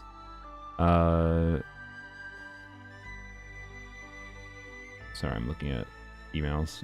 It was from my insurance, but it's just an update on the confirmation of an appointment. Am I tuning into you wanting C6 Varka? Yeah, Resh, if you just joined in, I was testing Chongyun stuff. And Chongyun is really interesting with C6 Varka. Not like objectively better than the 5-star options, but competitive is what I would say. And in context of enemy fights with allowing rotation adaptation, like you can do long rotations and shorter rotations. You can do like, so C6 Varka at a baseline seems to bias towards 20-second rotations. Chongyun enables doing 3 skill, so 6 skills total, technically 6 E's. allows doing 3 skills either in 18 rotations or 4 skills with an interesting like EE N3 EE N3 EE N3 EE combo. But that's like a 23-24 second rotation. It's a long rotation, but still it did good damage. And so I mean you understand, you know enough about the game that you understand like there's potential meaningful value in a team slot that is barely worse or competitive at a baseline to the 5-star options, but allows more rotation adaptability. So yeah. Hanako's cyberbullying me now. Yeah, my bad. Anyways, I was gonna have some C6 Varka time pushing on Horchata's account. Nice. So what are we gonna test? Oh yeah, we're gonna test TF, which I think is going to be bad. So what do we have for Eons on at the baseline here? Again, if we're just comparing artifact sets, we don't really need to completely like. Okay, yeah. So we're not gonna have Noblesse. We're gonna have this weapon, which is fine, I guess. You'll get her burst. She has C6. Okay, that's good. And then we have official on tenacity would at so like Noblesse Eons on tenacity official with C6 investment into Varka. 100% is the play. Whatever. She doesn't have 4-piece golden troop. Whatever. Who cares? We're just gonna test without. And I think we'll test with Sucrose again, because I think it's funny. Sucrose, I think, is just better if you're doing 20-second rotations with Varka versus Venti, by the way. It kind of seems like, based on the Cryo team. That might not be the case with the other teams that get attack buffing, but I kind of think it's the case, because if you don't need the grouping, and you're doing 20-second rotations anyways with C6, like, oh, fuck, I didn't change the team. So, yeah. No, because Swirl... Wait, did Swirl not trigger TF? Oh, that's entirely fucked. Wait, really? I forgot about that. Does it not? No, it does. It definitely does, right? No, fuck, it's the reaction to trigger off of Swirl that trigger TF. Fuck, that's what I got mixed up in my head. Damn it. No. Okay, it's kind of cooked then. Yeah, you need electric charge, superconduct. Yeah, fuck. Shit. Yeah, you need to use aggravate. That's kind of oof. Oh, that's kind of oof, but that's fine. Whatever, we'll test with... Oh, he did then, I guess. Yay, deep would probably not ideal with C6 Varka, because we're not going to be doing enough dender damage for that to matter, but that's fine. Whatever, tenacity again is probably the play. It's fine. We're just going to compare the same artifact context and just 1-to-1 change the artifact set. Wait, fuck. Wait, I didn't check if you actually had TF artifacts. There are TF artifacts. Are they good enough? They are... okay. Do we have an attack timepiece? No. We do. Sorry, I lied. That is also certifiably okay. We have a really good Animo Goblet, though. Let's go. No, I don't think Animo makes sense if we're doing TF. That's a piece. That is also fine. Alright, well, I think the TF artifacts are good enough to see what the difference will be. Like, they're good enough that the difference is not just going to be in substats, it's going to be in the set bonus, right? So, yeah. What's TF? Thundering Fury, yeah. Just adjust the stats? Yeah, I can add some stats, correct. It's just easier not having to be like, okay, how many stats do I add, right? Because we have to count all the substats and whatever, but anyways, the Chungus switched with Fischl, I guess. No, do we? Anyone need a I think we use Eons on now. With C6 investment, it's definitely Eons on. It has to be, right?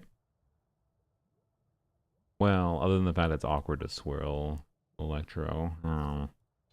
Do we do double Electro? I think you just do double Electro. Yeah, just do double Electro.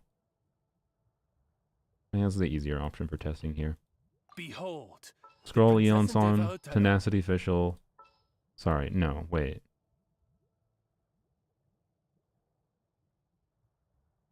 Do you burst on Nahid in this team? I don't know. Hexerai. Oh, fuck, you're right. God damn it. Ugh. Wait, no. Sorry, Fischl's Hexerai. You almost tricked me. You almost tricked me. What are you talking about? Anyways, Fischl's Hexerai still. Yeah. Sorry, it's fine. I think at C6 investment, you put Noblesse on Visual. And if you can burst every rotation, you burst every rotation. If you can't, whatever. And then you do Tenacity, Nahida, and Scroll. I think it's the ideal combos. We're not going to worry about that again. I don't want to change all our artifact sets. I just think hypothetically that is the ideal. So, yeah, we're going to use Sucrose because don't know how to fuck about with swirling. With Soul Electro. On me. So, anyway, we'll turn on Infinite Energy just for sanity, just in case. I don't think we burst on Nahida. Well, maybe we do. I don't know. Will it do enough? Probably not. Eon Nahida, Eon's on into Fischl. Fischl into Eon's on probably is fine too. And yeah, technically you can snapshot for Fischl's damage, right? I just don't. I feel like Fischl's damage is not going to be enough to be relevant in this case. Anyways, this is without TF, right? We're testing without TF, so it should be pretty much normal combos. I don't know what the exact optimal combo is going to be, but whatever, right? We'll do the N1 combo, I think. But anyways, boop. Faster, stronger. Odds for me. Right. Yeah. Splash. Splish, splash. Up the ante. Yeah. Splash. This may turn a little Seemed like I could get the extra charge attack in, which I think was worth it actually. Midnight Venta. Right. Thunder. Okay. Shred 'em. Up the ante. Up the ante. Okay. Shred 'em. Oops, what am I doing? form first. Let wings Got of it. darkness. Right. Up the ante. Okay. Shred 'em. It's possible more like charge attack spam might be worth it, dude. I don't know. Okay. Shred 'em. Either way, I think I canceled that before the charge attack hit. Whatever. We'll just say 140k DPS, 135 to 140k. I don't need to like min-max the gameplay much here. The C6 Varka, 140k DPS. Wee. I mean, hey, with like a C2 Nahida, you know. Game mode is this? This is just, it's classic mode where you can, there's a whole bunch of DPS dummies. I don't know what the code is for your region, but if you look up DPS dummy, this is one of the most popular ones by Cosmos.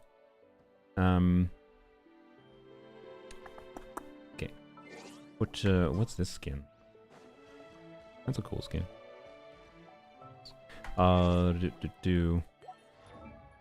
Double Animo, double patch, and didn't swap out Varka. He was like 120k. Okay.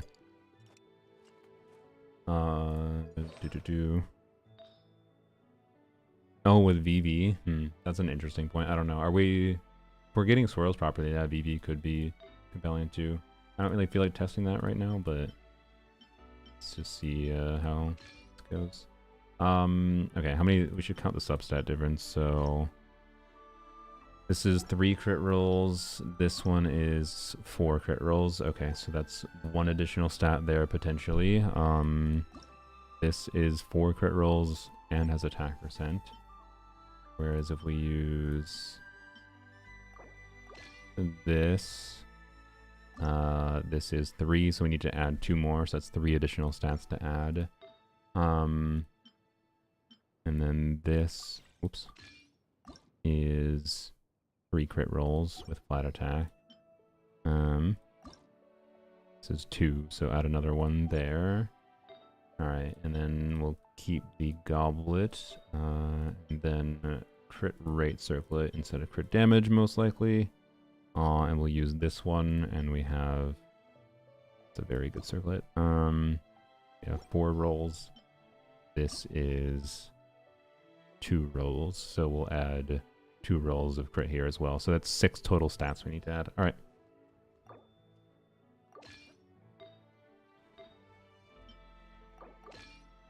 Okay, easy enough. What's your crit ratio at? That's fine. Alright, cool. So we'll add 6 stats of crit damage.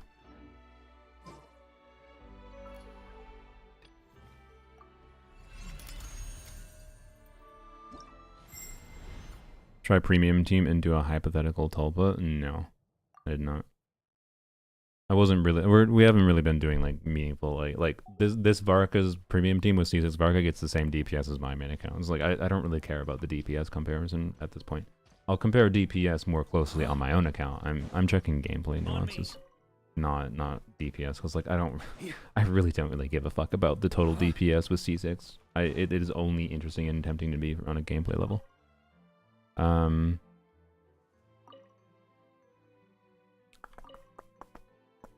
Quick damage. Okay, that should be 6 rolls. So yay, 200 crit damage. How exciting! You can reduce this enemy's defense, right? So we could turn on C2 Nahida, recall? No, can't. Never mind. Okay, whatever. C2 Nahida, hypothetically. Well, not hypothetically, it would be an improvement. So, Max's Varka is washed. No, they don't have C2 Durin, and C2 Durin does a meaningful amount. Their Varka build was a little bit worse than mine, to be clear, as well, but not like crazily so. So, anyways.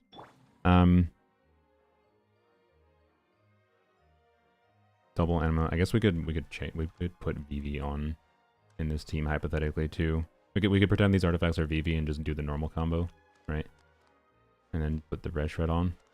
Test that here. Okay. That probably didn't make sense. I mean, maybe it does again. I don't know. Maybe the EM buff is enough.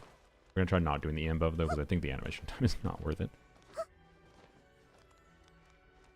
Wait, I just realized Nahid is a catalyst user. You can use TDDS. Okay. Whatever. We're comparing to the results we got before. Hypothetically, TDDS Nahida on Tenacity, Scroll Eons on Noblesse Official, I think might be the optimal situation with a C6 Varka investment. But anyways. This domain has been out for 5 minutes. How dare you not have the most incredible Varka build? How dare you, Max? How dare you, Max? Get better luck. Anyways, good luck proccing TDDS on first rotation, though. I mean, we don't have TDDS here right now. I'm just saying why couldn't you? Oh yeah, I guess no. Sorry. That makes sense. Yes, I understand where you're coming from. Yeah, because we need to set up for the scroll. Yeah. No blast eons on Tenacity Official? No, because we can trigger scroll in this team. Scroll is really good. Scroll really good. And what the hell artifacts that you put on her other than Tenacity? Nothing. And therefore Noblesse on Official. Even if you're not bursting every rotation on Official, which I think if you do put Noblesse, it would make sense to burst every rotation. And we're talking C6 investment. It's almost assuredly guaranteed that like buffing Varka is worthwhile sacrificing stats on the Official's damage, right? So, anyways. We're comparing to 100 and you could do okay again. We'll have to test the same thing: shorter rotations versus longer rotations, like Chungyun, potentially. But 135 to 140k DPS is a comparison point here, because everything else is all the same. So yeah.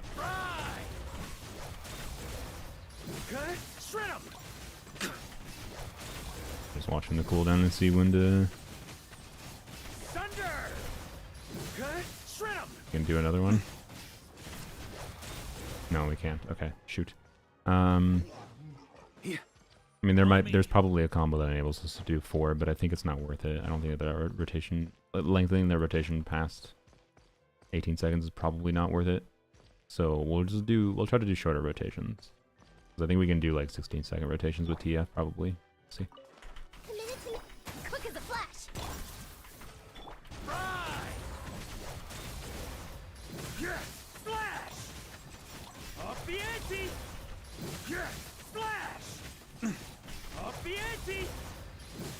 Yep, that was correct. Why do you do that?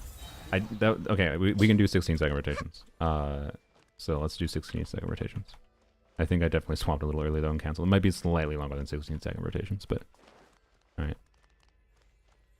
No, yeah, I don't have C6 Varka currently, but part of this stream is to see if I maybe want to do the grind for it.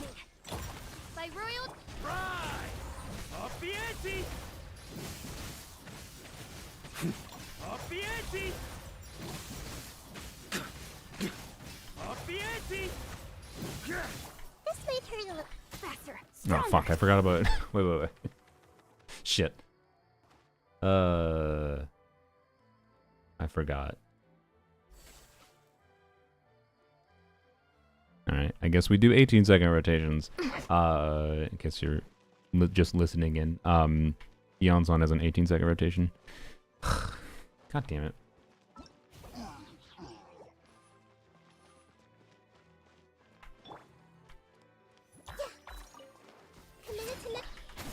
On my odds. Right. Up the ante. So I think what I'll do is an extra charge attack at the end. Splash. Thunder. Splash. That's actually a little bit long. That's because I didn't N4 though. Let's midnight fantastic. Right. Oops. Up the ante. Splash. Up the ante. Splash. Thunder. Up the ante. Okay. Shred 'em. Thunder. Splash. Well, it's not bad, but it's safe to say it's like solidly quite a lot worse. Like we're talking 20k DPS worse at equivalent substat investment, right? And we're at 94% crit rate versus 97% crit rate. It's not like this is a crit RNG diff. So I'm gonna grind 2 more constellations. I have a guarantee I'm at 55 pity already. So this 3 cost Nefertine DPS, yeah. Ignore that Varka's C6, and this is really impressive. Yeah, Aggravate Varka is not, in my mind, normally where it's been at in general. I feel like Aggravate Varka is missing a last unit that could be compelling. It's very possible though with the ideal Weapons artifact need combo regular on my main account with a C2 Take good Nahida care like of I have. them, and they'll take I care of expect you really when with it the ideal matters artifacts most. and with his SIG artifact set, I would hit 200k DPS with Aggravate, which is kind of crazy to think about. I definitely think I can push the limits of Aggravate Varka on my main account, but the purpose of this was just comparing TF versus not TF. And I don't think TF is worthwhile. Should we check VV though? We'll check VV, and we should do 18-second rotations though. So I'll have to do N4. Yeah, I'll have to do N4s. Just don't use the skill early. Pretend we have VV. We technically have to add Animo, or Animo Res, sorry. Animo damage bonus as well, don't I? But we have Electro damage bonus, so whatever. I'm not gonna do that. Electro Res. Okay. Alright. Committed to memory. What? Make yourselves Brain, at home. what are you doing? Don't think I've ever farmed TF? How dare you? So are you getting C6? I don't know. The Chungyun thing is the most interesting thing to me. It does make us get, like, I don't know. But like, it's not like a negative. it didn't feel that impressive to me at a baseline, right? Like replacing normal attacks with his skill. But then the fact that you can do things like N1, E, and then a little bit of nuance with how you can save it at certain times, and I don't know. I don't dislike it, but I also don't think it's really worth going for at the same time. Right? Yeah, this is Max's account. So, I don't know. On my odds reveal. Thunder! Flash! Up the ante! Oops, I forgot to... Good. whatever. Shred 'em! Thunder! Committed to memory. Quick as a flash. Start the wings of darkness. Right! Flash! Splish, splash. Up the ante! Flash! Up the ante! This may turn Okay, well... controlled breathing. Oops, I did apparently a little bit too short of a rotation. Well, that's fun. I think VV Varka for Aggravate is similar performance as his SIG artifact set, so with C6 at least. And that's the same DPS we got with the SIG artifact set. So to be clear, a little bit of funkiness with the timings of the skill not being correct in practice, but I'm pretty sure it'd be the same. I did try to purposely do 18-second rotations there, so which I know we could wait. We were doing 18. Yeah, we were doing 18-second rotations. Very cool. I don't know. Oh. Special E and special charge attack have shared ICD? No, they're independent.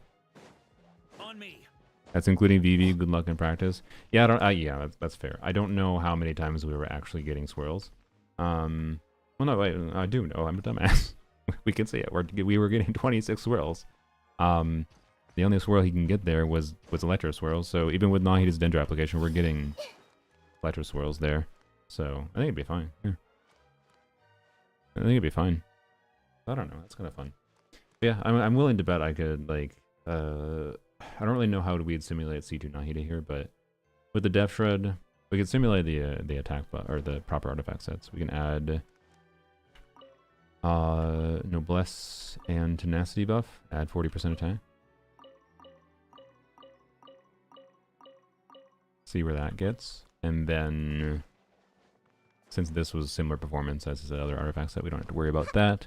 And then we can just try to extrapolate, I don't know, probably at least a 20% DPS increase from C2 Nahida, I would imagine, right? Again, I have like an actual good build for like Tenacity, if I want to do Tenacity Official potentially, or Noblesse Official, sorry. But anyways. Yep. Quick as a flash. Oz, repeat. Also, I can do Elegy Official, I forgot about that, but, you know. Thunder! Flash! Thunder! Thunder! This may turn So we're getting the same DPS. Oh, it's first rotation, dumbass. Start the As you wish, me. Right! Up the ante! Flash! Up the ante! Okay, shred 'em! Thunder! Okay, shred 'em! Well, those stats did not do that much, I will say. We added 40% attack and gained almost nothing. I think I played that a little bad, but in 2 rotations there, but so whatever. I think it was more like 150k if I actually did real rotations properly, but whatever. Gameplay is so satisfying to look at, yeah. I don't know. It's like a weird situation where I think it's objectively better for me to save my guarantee. And like, I don't know. Is there anything else we need to test here? I don't know if there is. I think it's objectively better to save my guarantee. But I like Varka, and my Varka is already unrelatable. There's no way, like, it's going to be a nightmare pain in the ass to lower my DPS anyways for Varka, and when he's already C4. And like, it could be kind of fun to try to grind out over the next week. Be a lot of grinding, don't get me wrong, but whatever. I don't have anything else that's like super time consuming right now planned. Second Anima the passive, yeah, like we were testing aggravate Varka there, to be clear. Yeah, so having 2 Electro doesn't matter. 2 Electro is the same as doing 2 Animo, and I think that was better because I don't think we were gonna realistically swirl with someone like Sucrose with 1 Electro. Yeah, VV Varka there is funny, so. Just gotta win 2 50-50s? No, I only have to win 1 technically, and the 1 50-50 I have to win. So I think we're done on the account for now. Thank you, Max, for letting me on your account. I appreciate it. I am both like not convinced. I'm basically at the same spot, which is kind of not where I expected to be. I expected to be like, no temptation to get it, or yes, I want it now. Let's commit to trying to do the grind, right? And I try Melt in C6. No, because I think I wouldn't really. I think I'm not gonna play it well. I will try Melt in C6 of it, because like, again, I wasn't doing like full DPS things, and like I know Melt can work. I have heard it can work. I need to look into what the combo would actually be. Practice it myself. If I get C6, I'll play around with Melt much more. I should play around without C6 with Melt much more, to be clear. But I don't know. If you're not gonna pull until Nicole, you should have enough time to build enough pulls for her. Yeah. I'm not too worried about getting enough for Nicole. Like, there's gonna be a lot of pulls next patch, I assume, because it's an exploration patch. I'm not planning on pulling Linnea. But On me. the smart thing to do is either save my guarantee for like getting Alama C2 for uplifting my Nefer and DPS Columbina teams, or sorry, my brain had a bad thought of like, wait, what does Lama C2 do for Varka? Nothing. It doesn't do anything.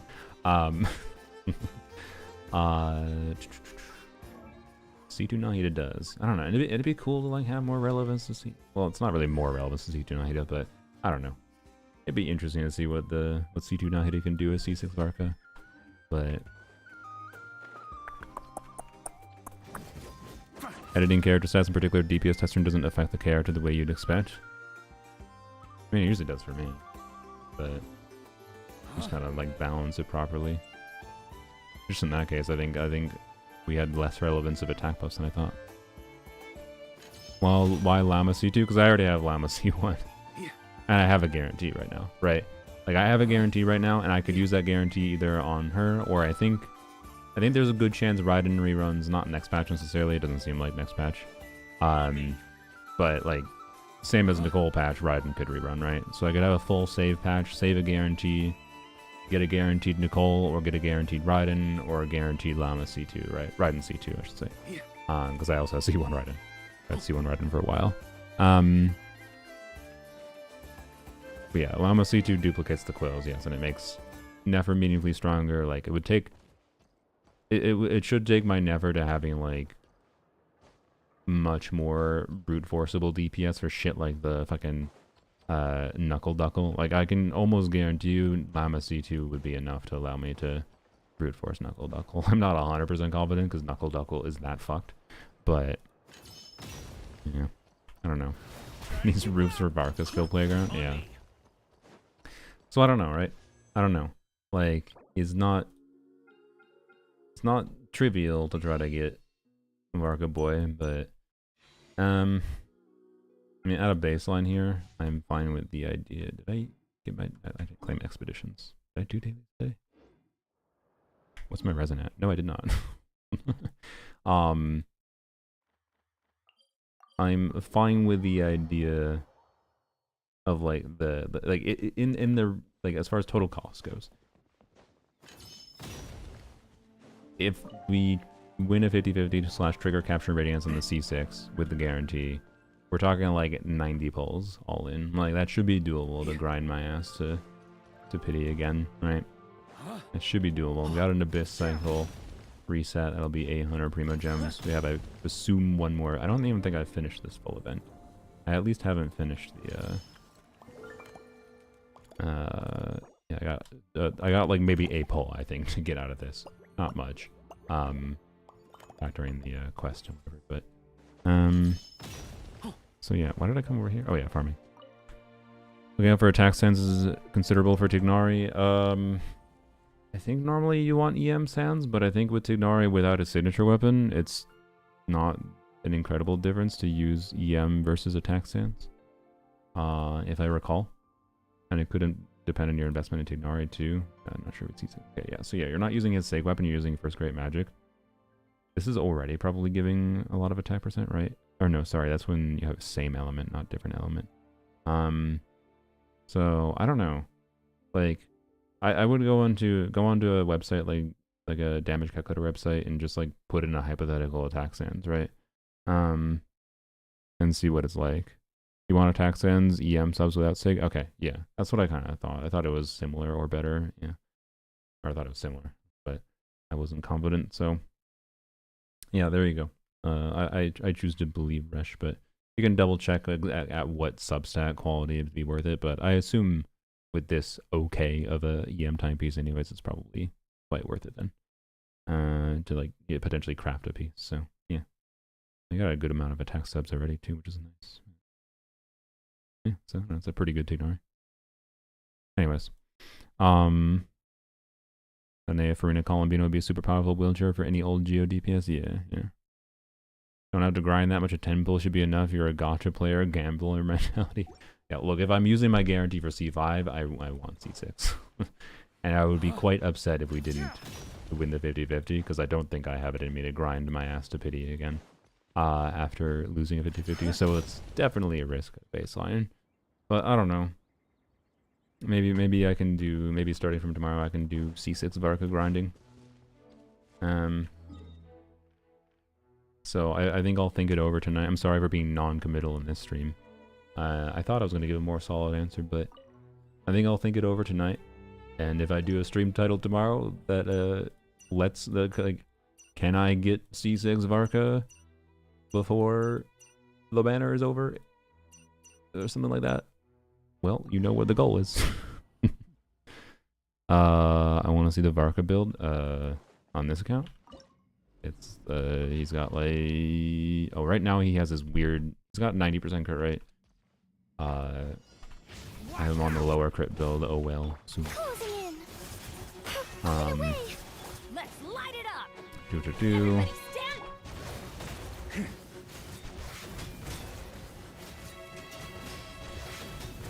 I should definitely put BB back on the end for farming. Thunder! Whatever. Anyways,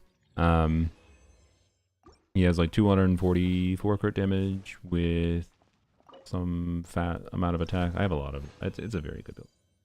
And yes, I actually already got one of those this week. The thing I actually need for my Columbina is a onset goblet. Please, for the love of everything, give me an onset goblet. I'll take it. Whatever.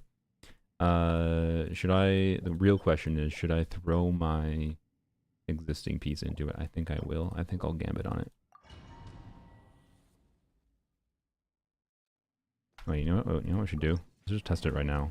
Let's test VV Varka, because right now I don't have VV on Lanyon, so I'm curious if VV Varka will be better since I don't have VV on her. Just in like in a farming circumstance, right? So anyway, this is my current Varka build, right? There you go. Which I do have a build that can have a little bit less attack than this. Yeah, I have 3155 attack with 95, level 95. But anyways, I can have 100% crit rate Varka with less attack, but I just thought it'd be fine to try out and see what would happen if I use a lower crit rate build. For now, it's fine. I don't really mind it. But anyways, let's see what VV do.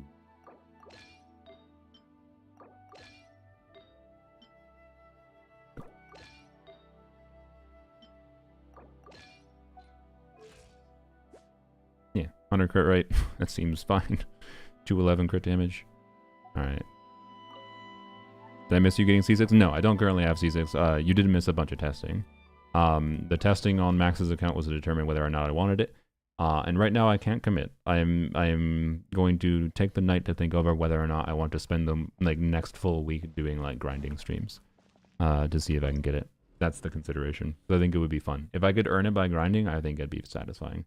But I do think it is objectively smarter to save my guarantee and get like a C2 Raiden or whatever, or C2 Llama, or save for Nicole, right? So I think it's objectively a mistake, but whatever. It's objectively a mistake to get C4 Varka. So, you know. We'll see. Let's see what happens with VV Varka with Lanyon on a DPS build here, which the value of Lanyon on a DPS build here is not going to be very obvious, but sort of don't get the buff up, right? But alright. Okay, I think... Yeah, okay, VV Varka is better. VV Varka is better if you don't have VV on your off-fielder, which is funny. So I guess I'll use VV Varka for a little bit. Why not? It's funny.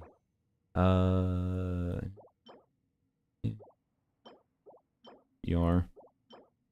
EM with ER. How good will Lauma C2 be for DPS Columbina? Lauma C2 is generally speaking better for Columbina. I didn't funnel the thing, but generally speaking better for Columbina than Columbina's own constellations will be if your main goal is to DPS Columbina. Right. If your goal is to use Columbina more in general, I think if you're a Columbina main, you probably should go for C2 Columbina. Probably, I should say. I should just say probably go for C2 Columbina over C2 Llama. But, like, yeah. Anyways. So that's how good it is. It's better than Columbina's own constellations. If you want a main DPS Columbina, you should definitely go for C2 Llama over anything past C2 Columbina. That would be in my opinion for sure. But Columbina's not even on banner anymore. Llama's going to rerun before Columbina, so... Does he need C6 to be the strongest DPS in the account? If you get Llama C2? I don't know. I think so. I ran some numbers on what like my Nefer and Columbina damage would look like. I think Nefer would get close, but I'm pretty sure Varka would still be a little ahead. particularly if we factor in like a hypothetical Nicole that probably increases team DPS by at least 50k. I think that might be a little pessimistic. I'm fairly confident post Nicole Varka would still definitely be better, but even with Llama C2 for Nefer, right? But I'm not 100% confident. I think Nefer will get surprisingly close as far as just total DPS level. So yeah. C2 Durin is massive, yeah. My C4 Varka is better than the C6, because yeah, well actually no, sorry, C2 Durin wasn't even doing anything. C2 Durin wasn't even doing anything there. I do have a better build. Well, I also have a VV build right now, which is weird, but anyways. A build investment matters anyways. And then I wasn't doing like I wasn't stress testing like DPS potential of the C6 on Max's account. I was testing much more gameplay than anything else. So anyways, alright, so what I got there. So I normally like Columbina on Albade by default, other than when I'm playing with Nefer. Lately at least. So what I'm actually looking for is a better onset goblet, but if this timepiece rolls well enough, it can roll well enough that it could replace this for sure. So I already had this, and I with this honestly, I already should have been looking at replacing the onset goblet. So actually maybe I should do that quick, because maybe the smarter thing is to throw away the goblet into this timepiece. Let's see. Okay, so my current Albe build, 43.5k HP, 64 226. If I switch to this onset piece, I lose a little bit of crit damage and a little bit of crit rate. So I have to make up like the one crit rate roll, so I have to have at least one more crit rate roll in the onset goblet, but that should be easily doable, right? So like at a baseline, I think I have this. That's already one more crit rate roll and more. This is already better, isn't it? Right? Yeah, that's already better. Okay, well, then that is the play. Goodbye this poopy onset goblet. I could reroll it. It's technically a 4-liner, but this one pissed me off because it was min roll start. It just annoyed me. I refuse to reroll it. And that's let alone before we get into potentially other goblets that I have. Which, like, that one if I want the ER rolls. This one is a little bit higher crit value, but no flat HP. That one with ER. Yeah, okay. Oh, I forgot about this. This actually seems interesting. This might be my best one, actually. So, I forgot about this. This is normally on Farina, but Farina doesn't need it that badly, so I could, yeah, okay. Well, goodbye to this poopy onset goblet. And hello to new Columbina build, and hopefully this piece rolls perfectly, and then I just have a really good Albade build. I didn't unlock it. Oh, it's because I didn't. Yeah, that's why. Okay, we'll just equip this for now temporarily. Although I think 2 EM rolls is gonna beat out 5% crit damage, right? And flat HP. And a little bit of crit rate. Right, this is probably better. So we'll just temporarily put that on for now. Although I think the higher crit rate goblets probably from Farina is probably better. Anyways, does he need C6? Oh, sorry, no, that's the same comment I read before. Isn't ER Sans better? No, not with how I play Columbina.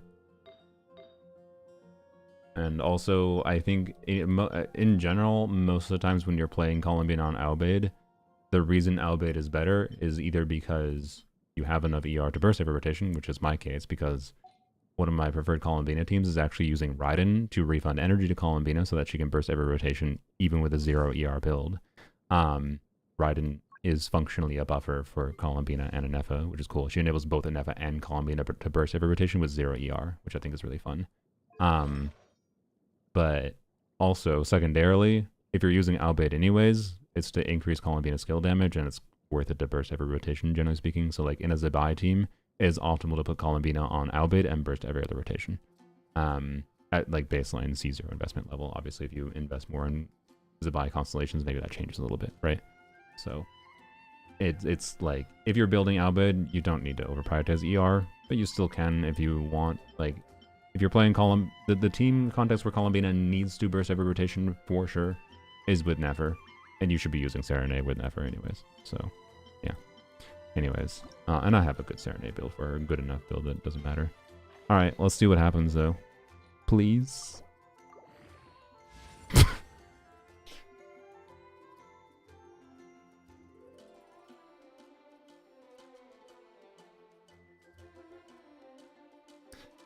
Man. Alright then.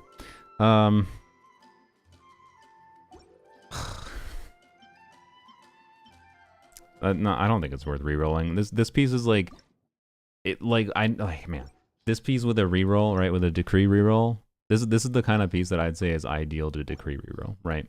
Because it starts with 4-line or higher roll, you decree re-roll it, basically almost guaranteed to be a 40 CV piece when you do a decree re-roll, and then it would be, you know, better than this piece. But like, is it actually going to result in that meaningful of an experience difference? It's not going to. It's not worth the re-rolls to re-roll it, so that's why it's sad. Oh, okay, but it's fine. I still have an upgrade. I just totally forgot to even look at whether or not I had an upgrade, so it doesn't matter. That's why I checked to make sure like it made sense, because originally I was going to feed this piece into that piece, and that would have been very sad. So at least I didn't lose anything today, really. So, well.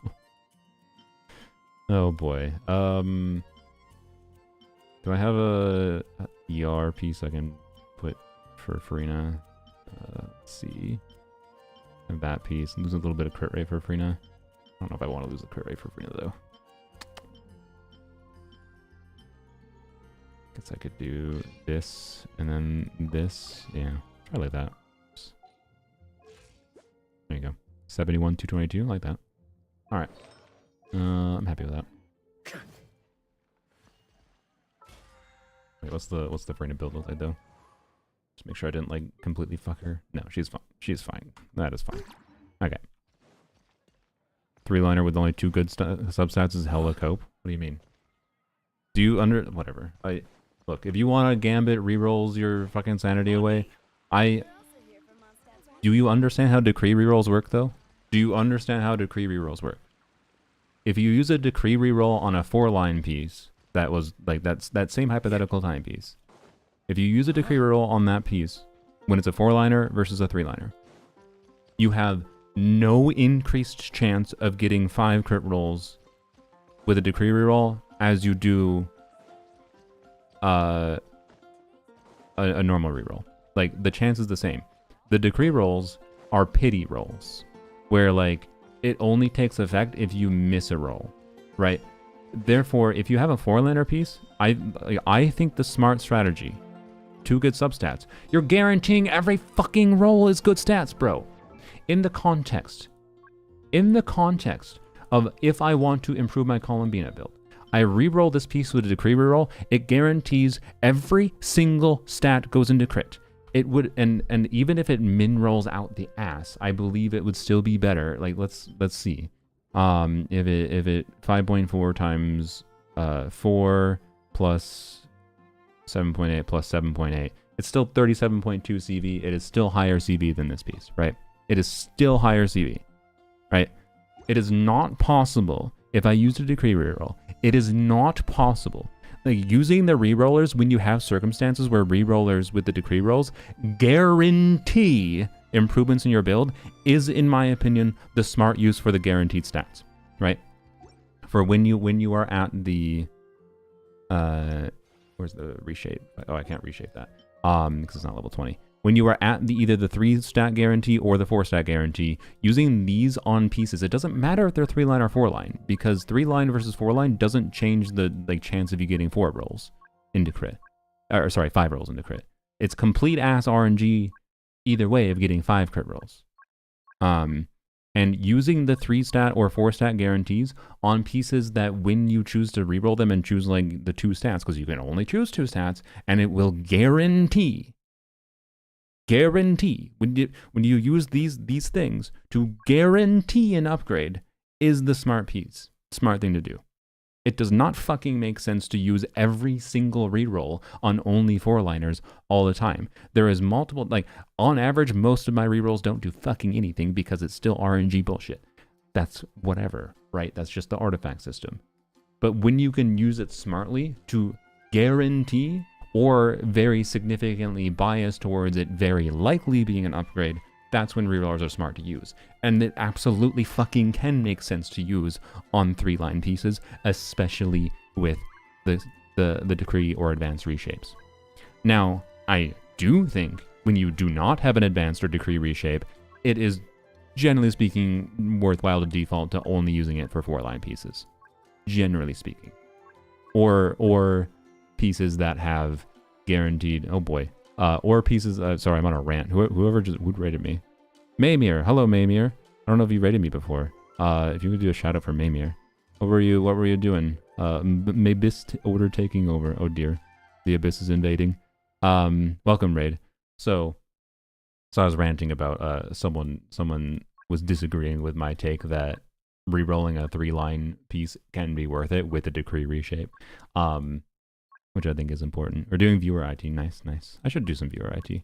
How'd the Varka pulls go? So I didn't pull for Varka. I was testing a bunch of Varka to see if I wanted to pull C6 Varka. My plan is to try to grind. Well, I'm not 100% committed. I'm taking the night to decide. So I spent a few hours testing on someone's account C6 Varka. I like the gameplay difference, but it's also like not that significant. I think it's objectively not worth it. I have a guarantee right now that I could save for a future banner, and that's the smart thing to do. It's definitely smart to save my guarantee. But I'm already at C4. I got stupid lucky in getting C3. C4 was not lucky, but it's fine. And I have a 2 streak, which means also an increased chance for capturing Radiance. So like C5 is guaranteed, grind to pity with a more than a 50% chance to guarantee C6. Like, it might only cost me like less than 100 pulls to get C6. So it's kind of like, if I can grind to earn it, I think I'm going to grind to earn it. But anyways, so yeah, I don't know. Like, I thought I was going to more strongly say, no, I don't want C6 because the gameplay change is not that interesting. In some team contexts, it's not that interesting. In some team contexts, it is a little bit more interesting. And it definitely it's just like, I don't know. It's not fundamentally different. I feel like it's mostly just more damage, but flashier, more animation is the vibe. And it makes longer rotations more worthwhile on him, which I actually kind of like. That's actually maybe the main thing pushing me over. I kind of prefer the longer rotations on him. Like, it would make it so Cryo Varka should be doing 20-second rotations, and I kind of like that. It would make it so I already do 20-second rotations with Hydro Varka. And it makes it so Pyro Varka should do 20-second rotations, but that has a problem with Bennett uptime right now. But I think that'll be fixed with Nicole release, so anyways. Yeah, we'll see. But yeah, how was your stream? Did the IT go well? Your IT? But yes, if rerollers and elixirs allow you to save to finish my rant, yeah, that is the overall conclusion. If you can make decisions that either guarantee or make it so rerollers or elixirs are statistically more likely to result in improvements, or not in improvements to your builds that allow you to not have to farm a domain anymore and allow you to move on to farming something else for another character or to farm talents or whatever else is relevant to you, right? Like you can save resin functionally with the rerollers by smartly using them. And it absolutely can make sense to use them on 3-liners with the decree and advanced reshapes. And I think using them on ideal substat combinations, like on a timepiece, there is no substat combination on that timepiece that I could have better on a 3-line timepiece for my Columbina, other than it having EM instead of that, I think, defense stat, if I recall. Like, yes, that would be better, but I wouldn't be getting additional EM rolls anyways. We're talking about one fucking EM roll. When we're talking like using a decree roll on this, like, it doesn't matter. It's one EM roll. It already has flat HP, and like it being a 4-liner wouldn't change the chance of it being better with a decree reshape, right? The decree reshape is almost assuredly going to be the same value on a 3-line version of this piece versus a 4-line version of this piece, right? And that's the overall point. But normal rerolls, I would say yes, default to rerolling pieces that have either 3 stats that are good on them or are 4-line pieces. Ideally both. Especially if they're flowers or feathers. So, anyways, stream is great. Thanks for asking. Hope yours is going well. I'm glad. I have 20 more resin. I need to go. I think I'm gonna do Varka quest to round out the day, and then Thank you for. maybe we'll spend 5 pulls on Varka banner. I'm at 55 pity right now. You know what? I'll commit. If we get an early Varka, at like 60%, yeah, I can do 5 pulls right now. Forget. If we get an early Varka, then I will. I have a guarantee right now, right? So if we get an early Varka, I will 100% commit here to going for a C6. Well, we'll let Gamba decide. Hello, Yunjin. That's a free pull. We take that. Wait. Yeah, you definitely don't have to chase top 1%. In fact, it is very resource inefficient to chase like much past top 5%. I'd say generally speaking, it's not worth chasing hyper invested builds, especially if you haven't gotten to the point of also being very good with your gameplay, right? Like if you're a Skirk player, you should be prioritizing getting better at Skirk. After you get like a top 10% Skirk build, it is much more important to optimize your Skirk gameplay than it is to optimize your build, I think. Maybe top 10% is not wrong, but because Skirk's leaderboards are weird, they're hyper competitive, but anyways, well, that was exciting. So you know what, whatever, we can do single pulls until 65 pity or so, because then maybe the first 10 pull would be, well, no, I think we should do the most fun thing to do with the guarantee would be go right up until like 74 pity with the guarantee and then do a 10 pull. Because it'd be really funny to there's a non-zero chance of ending it the same way it began, where the first Varka 10 pull was at pity without a guarantee. But we won the 50-50 for the first one at pity, and then 3 pulls later was C1. It'd be very funny if we repeated the same exact circumstance, and we could try to increase the chance that would happen by purposely doing single pulls up to like 74 or 75. 74 and 75 are in soft pity, but that's a lower chance of getting a 5-star. So, and then that would basically guarantee that the guaranteed Varka would be in the first couple pulls of the 10 pull, and the rest of the 10 pull has a chance of being early. So, anyways. Chasing a caution rank will not necessarily give you better builds. Yes, that is an important thing to mention as well. Yes. Anyways, weirdest rolled piece. I mean, the weirdest rolled piece is always your pieces that are all into one stat. So, what is my weirdest rolled piece? I don't know if I have very many all into one stat pieces in general on this account. I can't remember. Honestly, this one is probably the biggest WTF surprise, because this is like one of those artifacts as an example of what I would call 4-line principle, where like you level up 4-line artifacts that have relevant stats at least once to see what happens, right? And in this case, it was like, okay, well, it's a 4-line on VV with attack and ER. If it rolls a bunch into ER, hey, that's like a Gene piece or a Shanyun piece. If it rolls into crit, cool. And it rolled freaking 4 times into crit with high roll values. What is this? 32.6 divided by 5 is... Oh no, sorry, that's not high roll values, my bad. It's 6.5 average. And it rolled ER. And it's like, okay. So that's one of the weirder pieces I have for sure. But I don't know. Anyways. Still don't understand why this results in a higher chance for an early, because a 10 pull has more than one pull. Each individual pull is like this the typical 0.6% base chance, right? So if we're already at pity, right? If you're at 75 wishes, you haven't gotten a 5-star. 76 pity is going to be like a 20, I think almost a 30% chance of a 5-star. If you don't get a 5-star on 76, then it'll be like a 30-something% and then like a 40-something%, right? Each one, right? But biasing, trying to make it so that the 10 pull, yes, the pulls are calced individually, but a 10 pull has more than one pull in it, right? But each pull after your pity pull, like you have to get in a 10 pull that has a pity 5-star in it, right? That's not pity. You have to get the pity 5-star and then the rest of the pulls, right?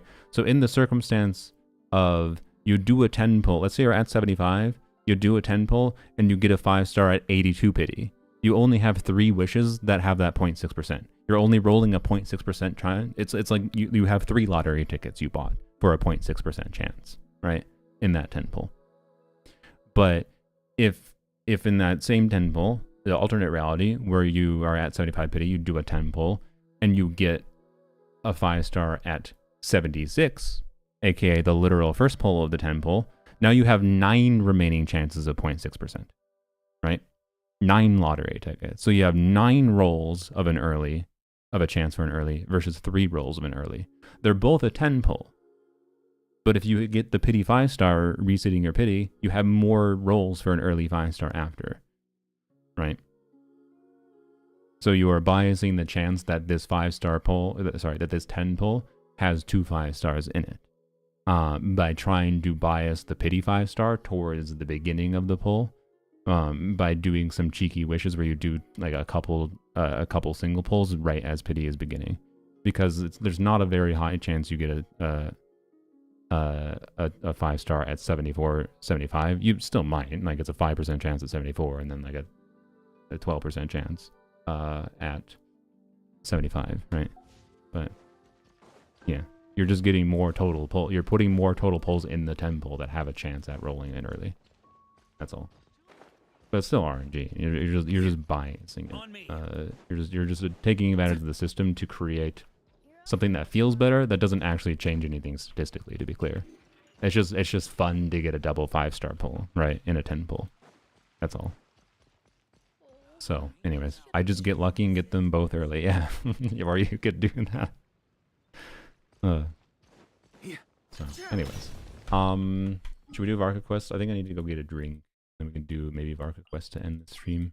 Which I don't know how long it is, but mine was a random HP sense rolled 48 CV. Damn, nice. That's impressive. By the way, it's a little. Actually, I just realized. It's a little sad that now, like, I crafted an onset goblet for Columbina because I had really cracked off pieces. Like, this was a piece I used because I needed the crit rate. But I also had this. Like, I really wanted to be able to use this as far as we're talking about cracked artifacts. I would love to use this in Columbina. But I need an onset goblet for it. And the onset goblet rolled really poopy, and I'm no longer willing to make any more onset goblets. So, like, rip that timepiece. Maybe some year in 2082 it'll become relevant. I don't know. Anyways, Varka quest is pretty long. Oh boy. Okay. Maybe we did too much testing today, but we'll see. If I get tired, we'll just end the stream. All I have to do tonight is make a thumbnail for the Varka video tomorrow, so it's fine. It's fine. Why did Max? Max is the he loaned me his account. All right, I'll take care of it. Oh, I'm dumb. Yeah, never mind. Yeah, I think I need to go grab my water once we start the quest. Furniture is made from strands that are smooth, Anyways, thin. let's go here quick, spend 20 resin, because it's going to be the best artifact I've ever seen. Double in every Hoyo game is Zenless. I've only had a double in Zenless on the weapon banner, which is not that impressive because weapon banner has a 1% base rate. So it's vastly more likely. I shouldn't say vastly. I know it doesn't seem like that much, but it is substantially more likely to get a double. Like in the same circumstance, right? Of like, if you're at pity when you do a 10 pull. I don't know why I didn't do Bennett, but if you're at pity when you do a 10 pull, and the first pull of the 10 pull is a pity 5-star, if you have 9 chances of a 1% roll versus 9 chances of a 0.6% roll. This is not the way to do this math, to be clear, but on a very simplistic, wrong math level, if you just do like 9 times 0.6%, that's a 5.4, versus if you do 9 times 1%, that's 9%. It's almost like double the chance that you get an early in the remaining of the 10 pull, right? So it is kind of, actually, so you know what? No, I stand by the words. It is pretty much vastly more likely that you get, that could actually be a Durant piece. It is kind of vastly more likely that you get a double early on Wenjin banner in Zenless, but character banner is the same shit as Genshin, 0.6%. So, yeah. Bang Boo banner. Oh yeah, I've gotten plenty of doubles in the Bang Boo banner. I'm pretty liberal using my Bang Boo pulls, probably more than I should realistically, because honestly, Bang Boos, I think there's a non-zero amount of times where I'm like, I'm gonna get max rank of this Bang Boo because I think it'll be relevant for a team I'm gonna play a lot, and then I end up not playing that team very much. Or we should go select a Varka quest. Get too yappy. There we go. Oh, I was supposed to read that? My bad. Frick. I wanted to... Oh, whatever. Hopefully the letter didn't say anything important. Hello? What? Where are we going? Did I not navigate to it? What the hell? Oh, god damn it. Okay. I don't know what bamboos do. They can do a lot and also nothing at the same time. It just depends. There are contexts where they can matter, but it's pretty much only in min-max gameplay levels. Is the generalization for it. So to go into a domain immediately? Weird. Okay. Huh. A bug landed on your hand. Gasp. Did you survive? No, I haven't done Varka Quest yet. We could today. But I was originally just going to do this today, and then Max offered me their account to try C6 Varka, and I was like, this might be a bad idea, but let's try it. So, yeah. I had a double once in Wuwa, since then your life is going downhill. Oh boy.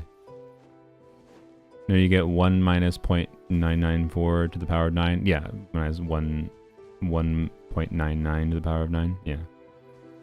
Sure, let's do that. Fine. That is, yes, that is the proper way to do it. Thank you. I did say that it was a vast oversimplification and the wrong way to do it, but either way, I think the end result for a simplified comparison should be not too fundamentally different, but sure, let me do it. 1 minus 0.994 the power of 9. So that is a 5.2% chance. So that's the 0.994 is a 0.6%, right? Versus 1 minus 0.99 to the power of 9 is a 8.6% chance. So that's still enough of a difference that it's not quite double. Like I did say it was an oversimplification. But that is enough of an increase that I would still be comfortable saying it's vastly more likely with a 1% base chance to get a double. So, yeah. Anyways, somehow your guess was close. Yeah, it's because it wasn't that complicated. We were not like doing a sample size or my brain can't explain it properly. I don't know. It's really hard for me to explain my math intuition on certain things. I don't claim to be. And how should I be addressing you these days? The honorary knight of Not too Mondstadt? miney. Please not too miney. Of Natlan? PTSD. Or the great hero of Nodcry? Just gonna early Varka on my ult. Nice. Congrats. Was that C0 or a con? But anyways, I don't know. It's hard for me to explain my like math intuition for doing like napkin math estimations that are like immediate gut checks in my head to verify like things. Because like in practice, when we're talking like the idea of like how do you sneakily make decisions to manipulate the chance for something funny like a double 5-star 10 pull to happen. Like you don't need to know the exact probabilities to be able to explain that, right?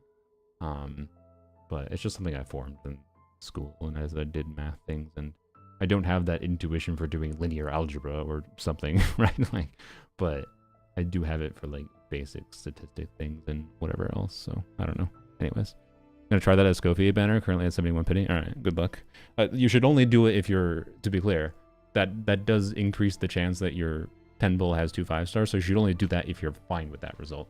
Technically, if you, I would say more often than not, it would be better if you don't do that, because Jedi speaking, it's better to have new characters and constellations, and therefore it would technically be better when you're at pity to do single pulls, not a 10 pull at all, technically, on an objective level. Just do it if you want to try to someday increase the chance of getting a double 5-star 10 pull, just for the excitement of it, right? That's the only reason. Did you study linear algebra at college? Yes, and I was bad at it because, my god, when I went to do math classes in college, I learned how fucking lucky I was in high school to have an amazing teacher for calculus and other like getting into more complicated mathy things kind of thing. I have no memory of doing any amount of linear algebra properly at this point, because I don't even think I formed proper like frameworks for doing linear algebra in the first place, because the professor was I had 2 different classes that were both like linear algebra and then something related. They were both ass. They both were terrible teachers. They were terrible teachers. They were professors at the University of Minnesota. They were perfectly fine at info dumping material on me, but they were terrible at actually teaching ways of like solving the problems and ways at utilizing the math in a way that actually like matters for solving problems, which is what like my high school teacher for calculus in particular was really good at. So anyways, News travels fast. I said I need to go get a drink. But before I can turn your tales But into yes, tunes, it does. It depends I on a need to lot hear on them who from the teaches it. horse's mouth. I think if I went back to school to like get like, I've been tempted to like get another another bachelor's degree in something like, although any kind of degree right now almost kind of feels valueless with how everything is uncertain in the job market for the long term right now, let's be real. But just for the purpose of enjoying learning, to diversify my knowledge set and skills. I wouldn't be against the idea of trying to find a school that had better teachers, professors that were better teachers, or something like linear algebra. My wine and my lyre are at I the teach ready. linear algebra and So calculus please, actually. Oh, traveler, nice, cool. take a seat and tell me your Best of tale. luck in getting a job. I imagine it's not easy right now, considering, you know, yeah. Anyways, if you're in the U.S., maybe it's not. It's different outside the U.S., I hope. But actually, I don't know. Maybe that is the play. Maybe I feel like there's a non-zero amount of countries that probably are like, ooh, we should try to like steal the smart people from the United States, since the United States apparently doesn't want smart people anymore, because apparently progressing the country by utilizing your smart people to benefit the country is stupid, according to certain people.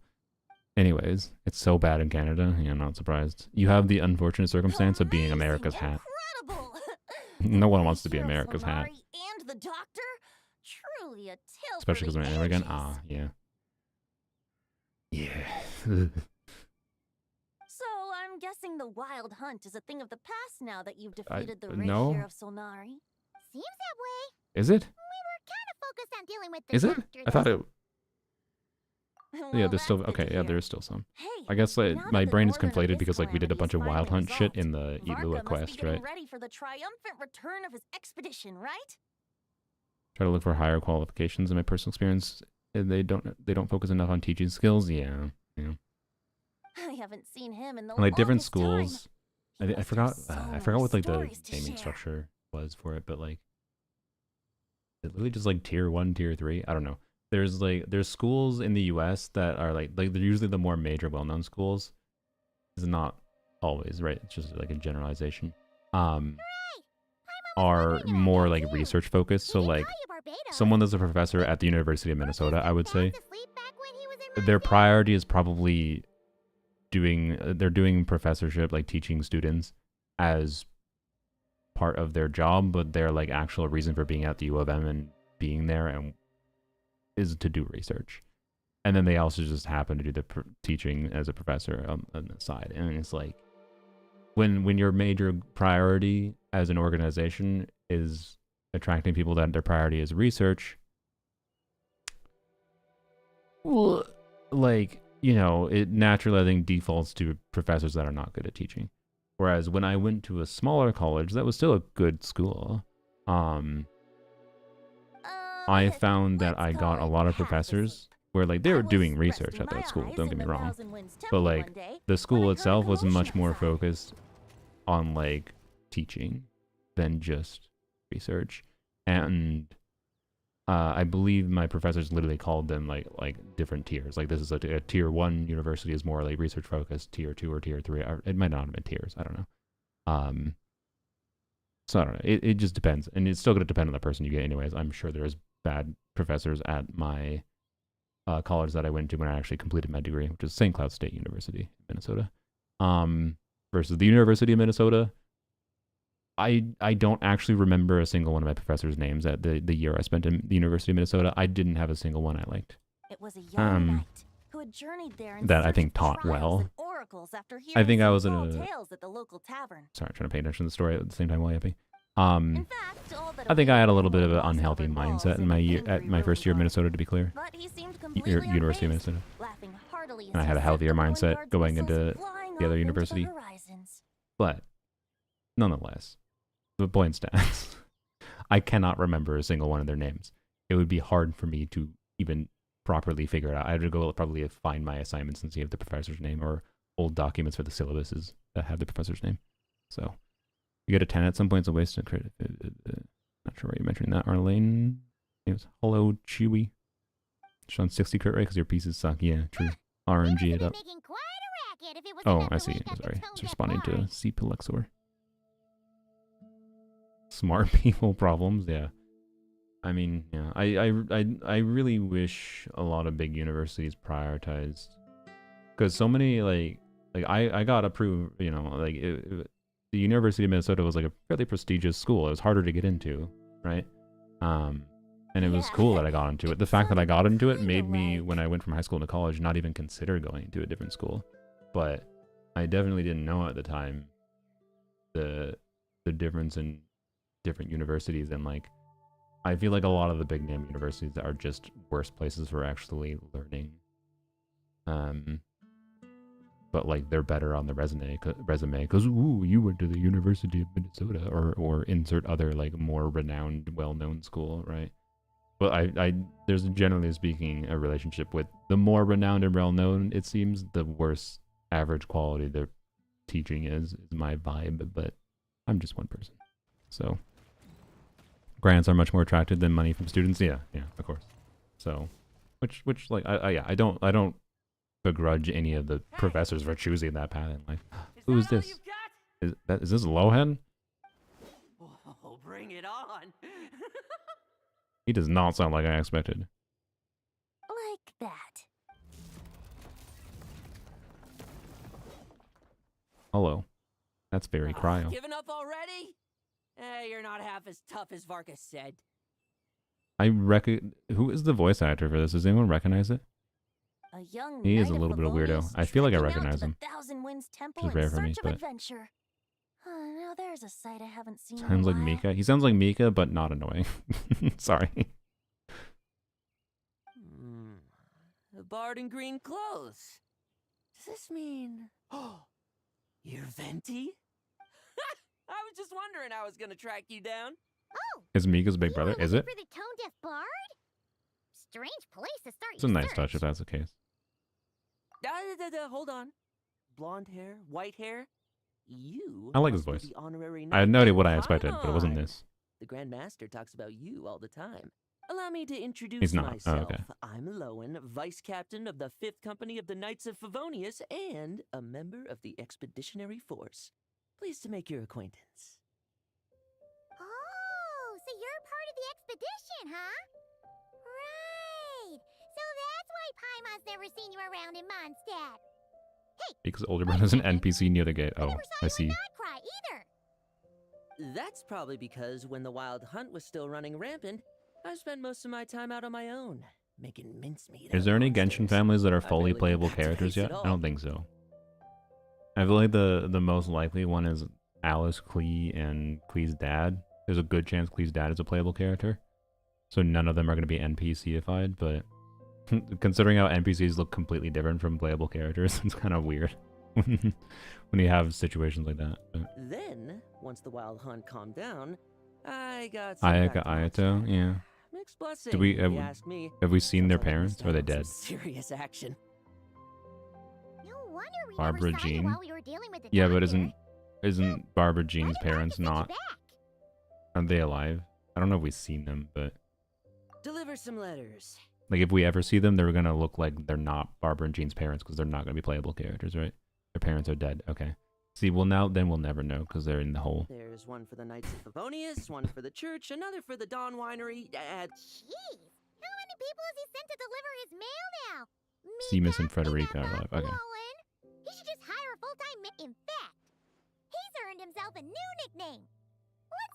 Sir writes a I'll lot. have you know that poetry and letters were humanity's earliest means of Allegedly expressing getting their a special thoughts. NPC model. Okay, cool. So, To tone match deaf the or manga. not, Mm. I wear the Alright. title of Bard with pride. And I consider Sir Writes a Lot to be quite a compliment. It's probably better than your other nicknames. Like Wait, whatever, really? Drunken Bard or whatever. Darn it! I don't know. Maybe Uh. Paimon should come up with some harder-hitting nickname. Anyway, since this young man has come all the way to the Thousand Winds Temple looking for me, I assume he must have a letter for me, too. You sure are. To use the Grand Master's own words. This one is for the bard in green clothes. These days, I think he goes by Venti. That's a very old man statement. How long has Venti been calling himself Venti? Was that actually a new change? Like in Varka's lifetime, Venti started calling himself a different name? Doesn't really have Design Ray Ray so hard to make him an NPC is not even an enemy. Yeah. I think it's good. Maybe I try mean, your he's luck kind at of the an enemy, Thousand but Winds Temple. I like that they've been making a lot of NPCs look much better. And it's very funny seeing people like, oh, is Ravier playable? Like, no, I sure hope not. I hope not. I don't. Quite frankly, I don't. No offense to people that want to pull Ravier. I see you have a type.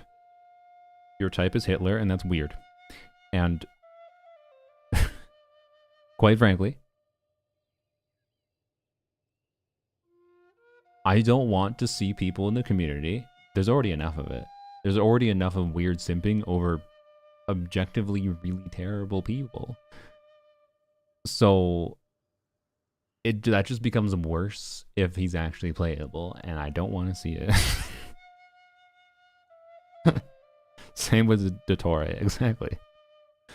He was just following orders, So was Joshua. Oh, I almost said my friend's last name. I'm getting a phone call from my friend. Oh shit, it's Tuesday. I forgot we were going to do D&D. Oh, yeah, I forgot. Okay, yeah. I have to end the stream. My bad. Hello, sir, you're on stream. I understand. I realized. I definitely forgot it's Tuesday. My bad. Uh-huh. Okay. I'll be there. Okay, so you're on your way now? Yes. Don't worry. This is a perfect... I don't know if you're watching the stream, but I just ended the stream talking about Hitler, so that's a good way to end. That's a good way to... Yeah. Anyways. Alright, my bad. Okay, bye. He pulled one over on me. He pulled one over on me because normally he's late to D&D, by the way. He's normally late to D&D, and I have to call him. Anyways, normally we do D&D on Sundays, but there's issues, so I forgot. I totally forgot that it was Tuesday and it got rescheduled to today. I came right here the My second I bad. got back to Mondstadt. I think there's another person we don't have yet, anyways. But I don't know how long this dialogue lasts. But if there's something interesting here, I apologize. I don't want to make them wait anymore. So, anyways, like I said, I'll decide on C6 Varka grinding starting tomorrow. But yep, bye bye. Sorry for the sudden end. I'll go find someone to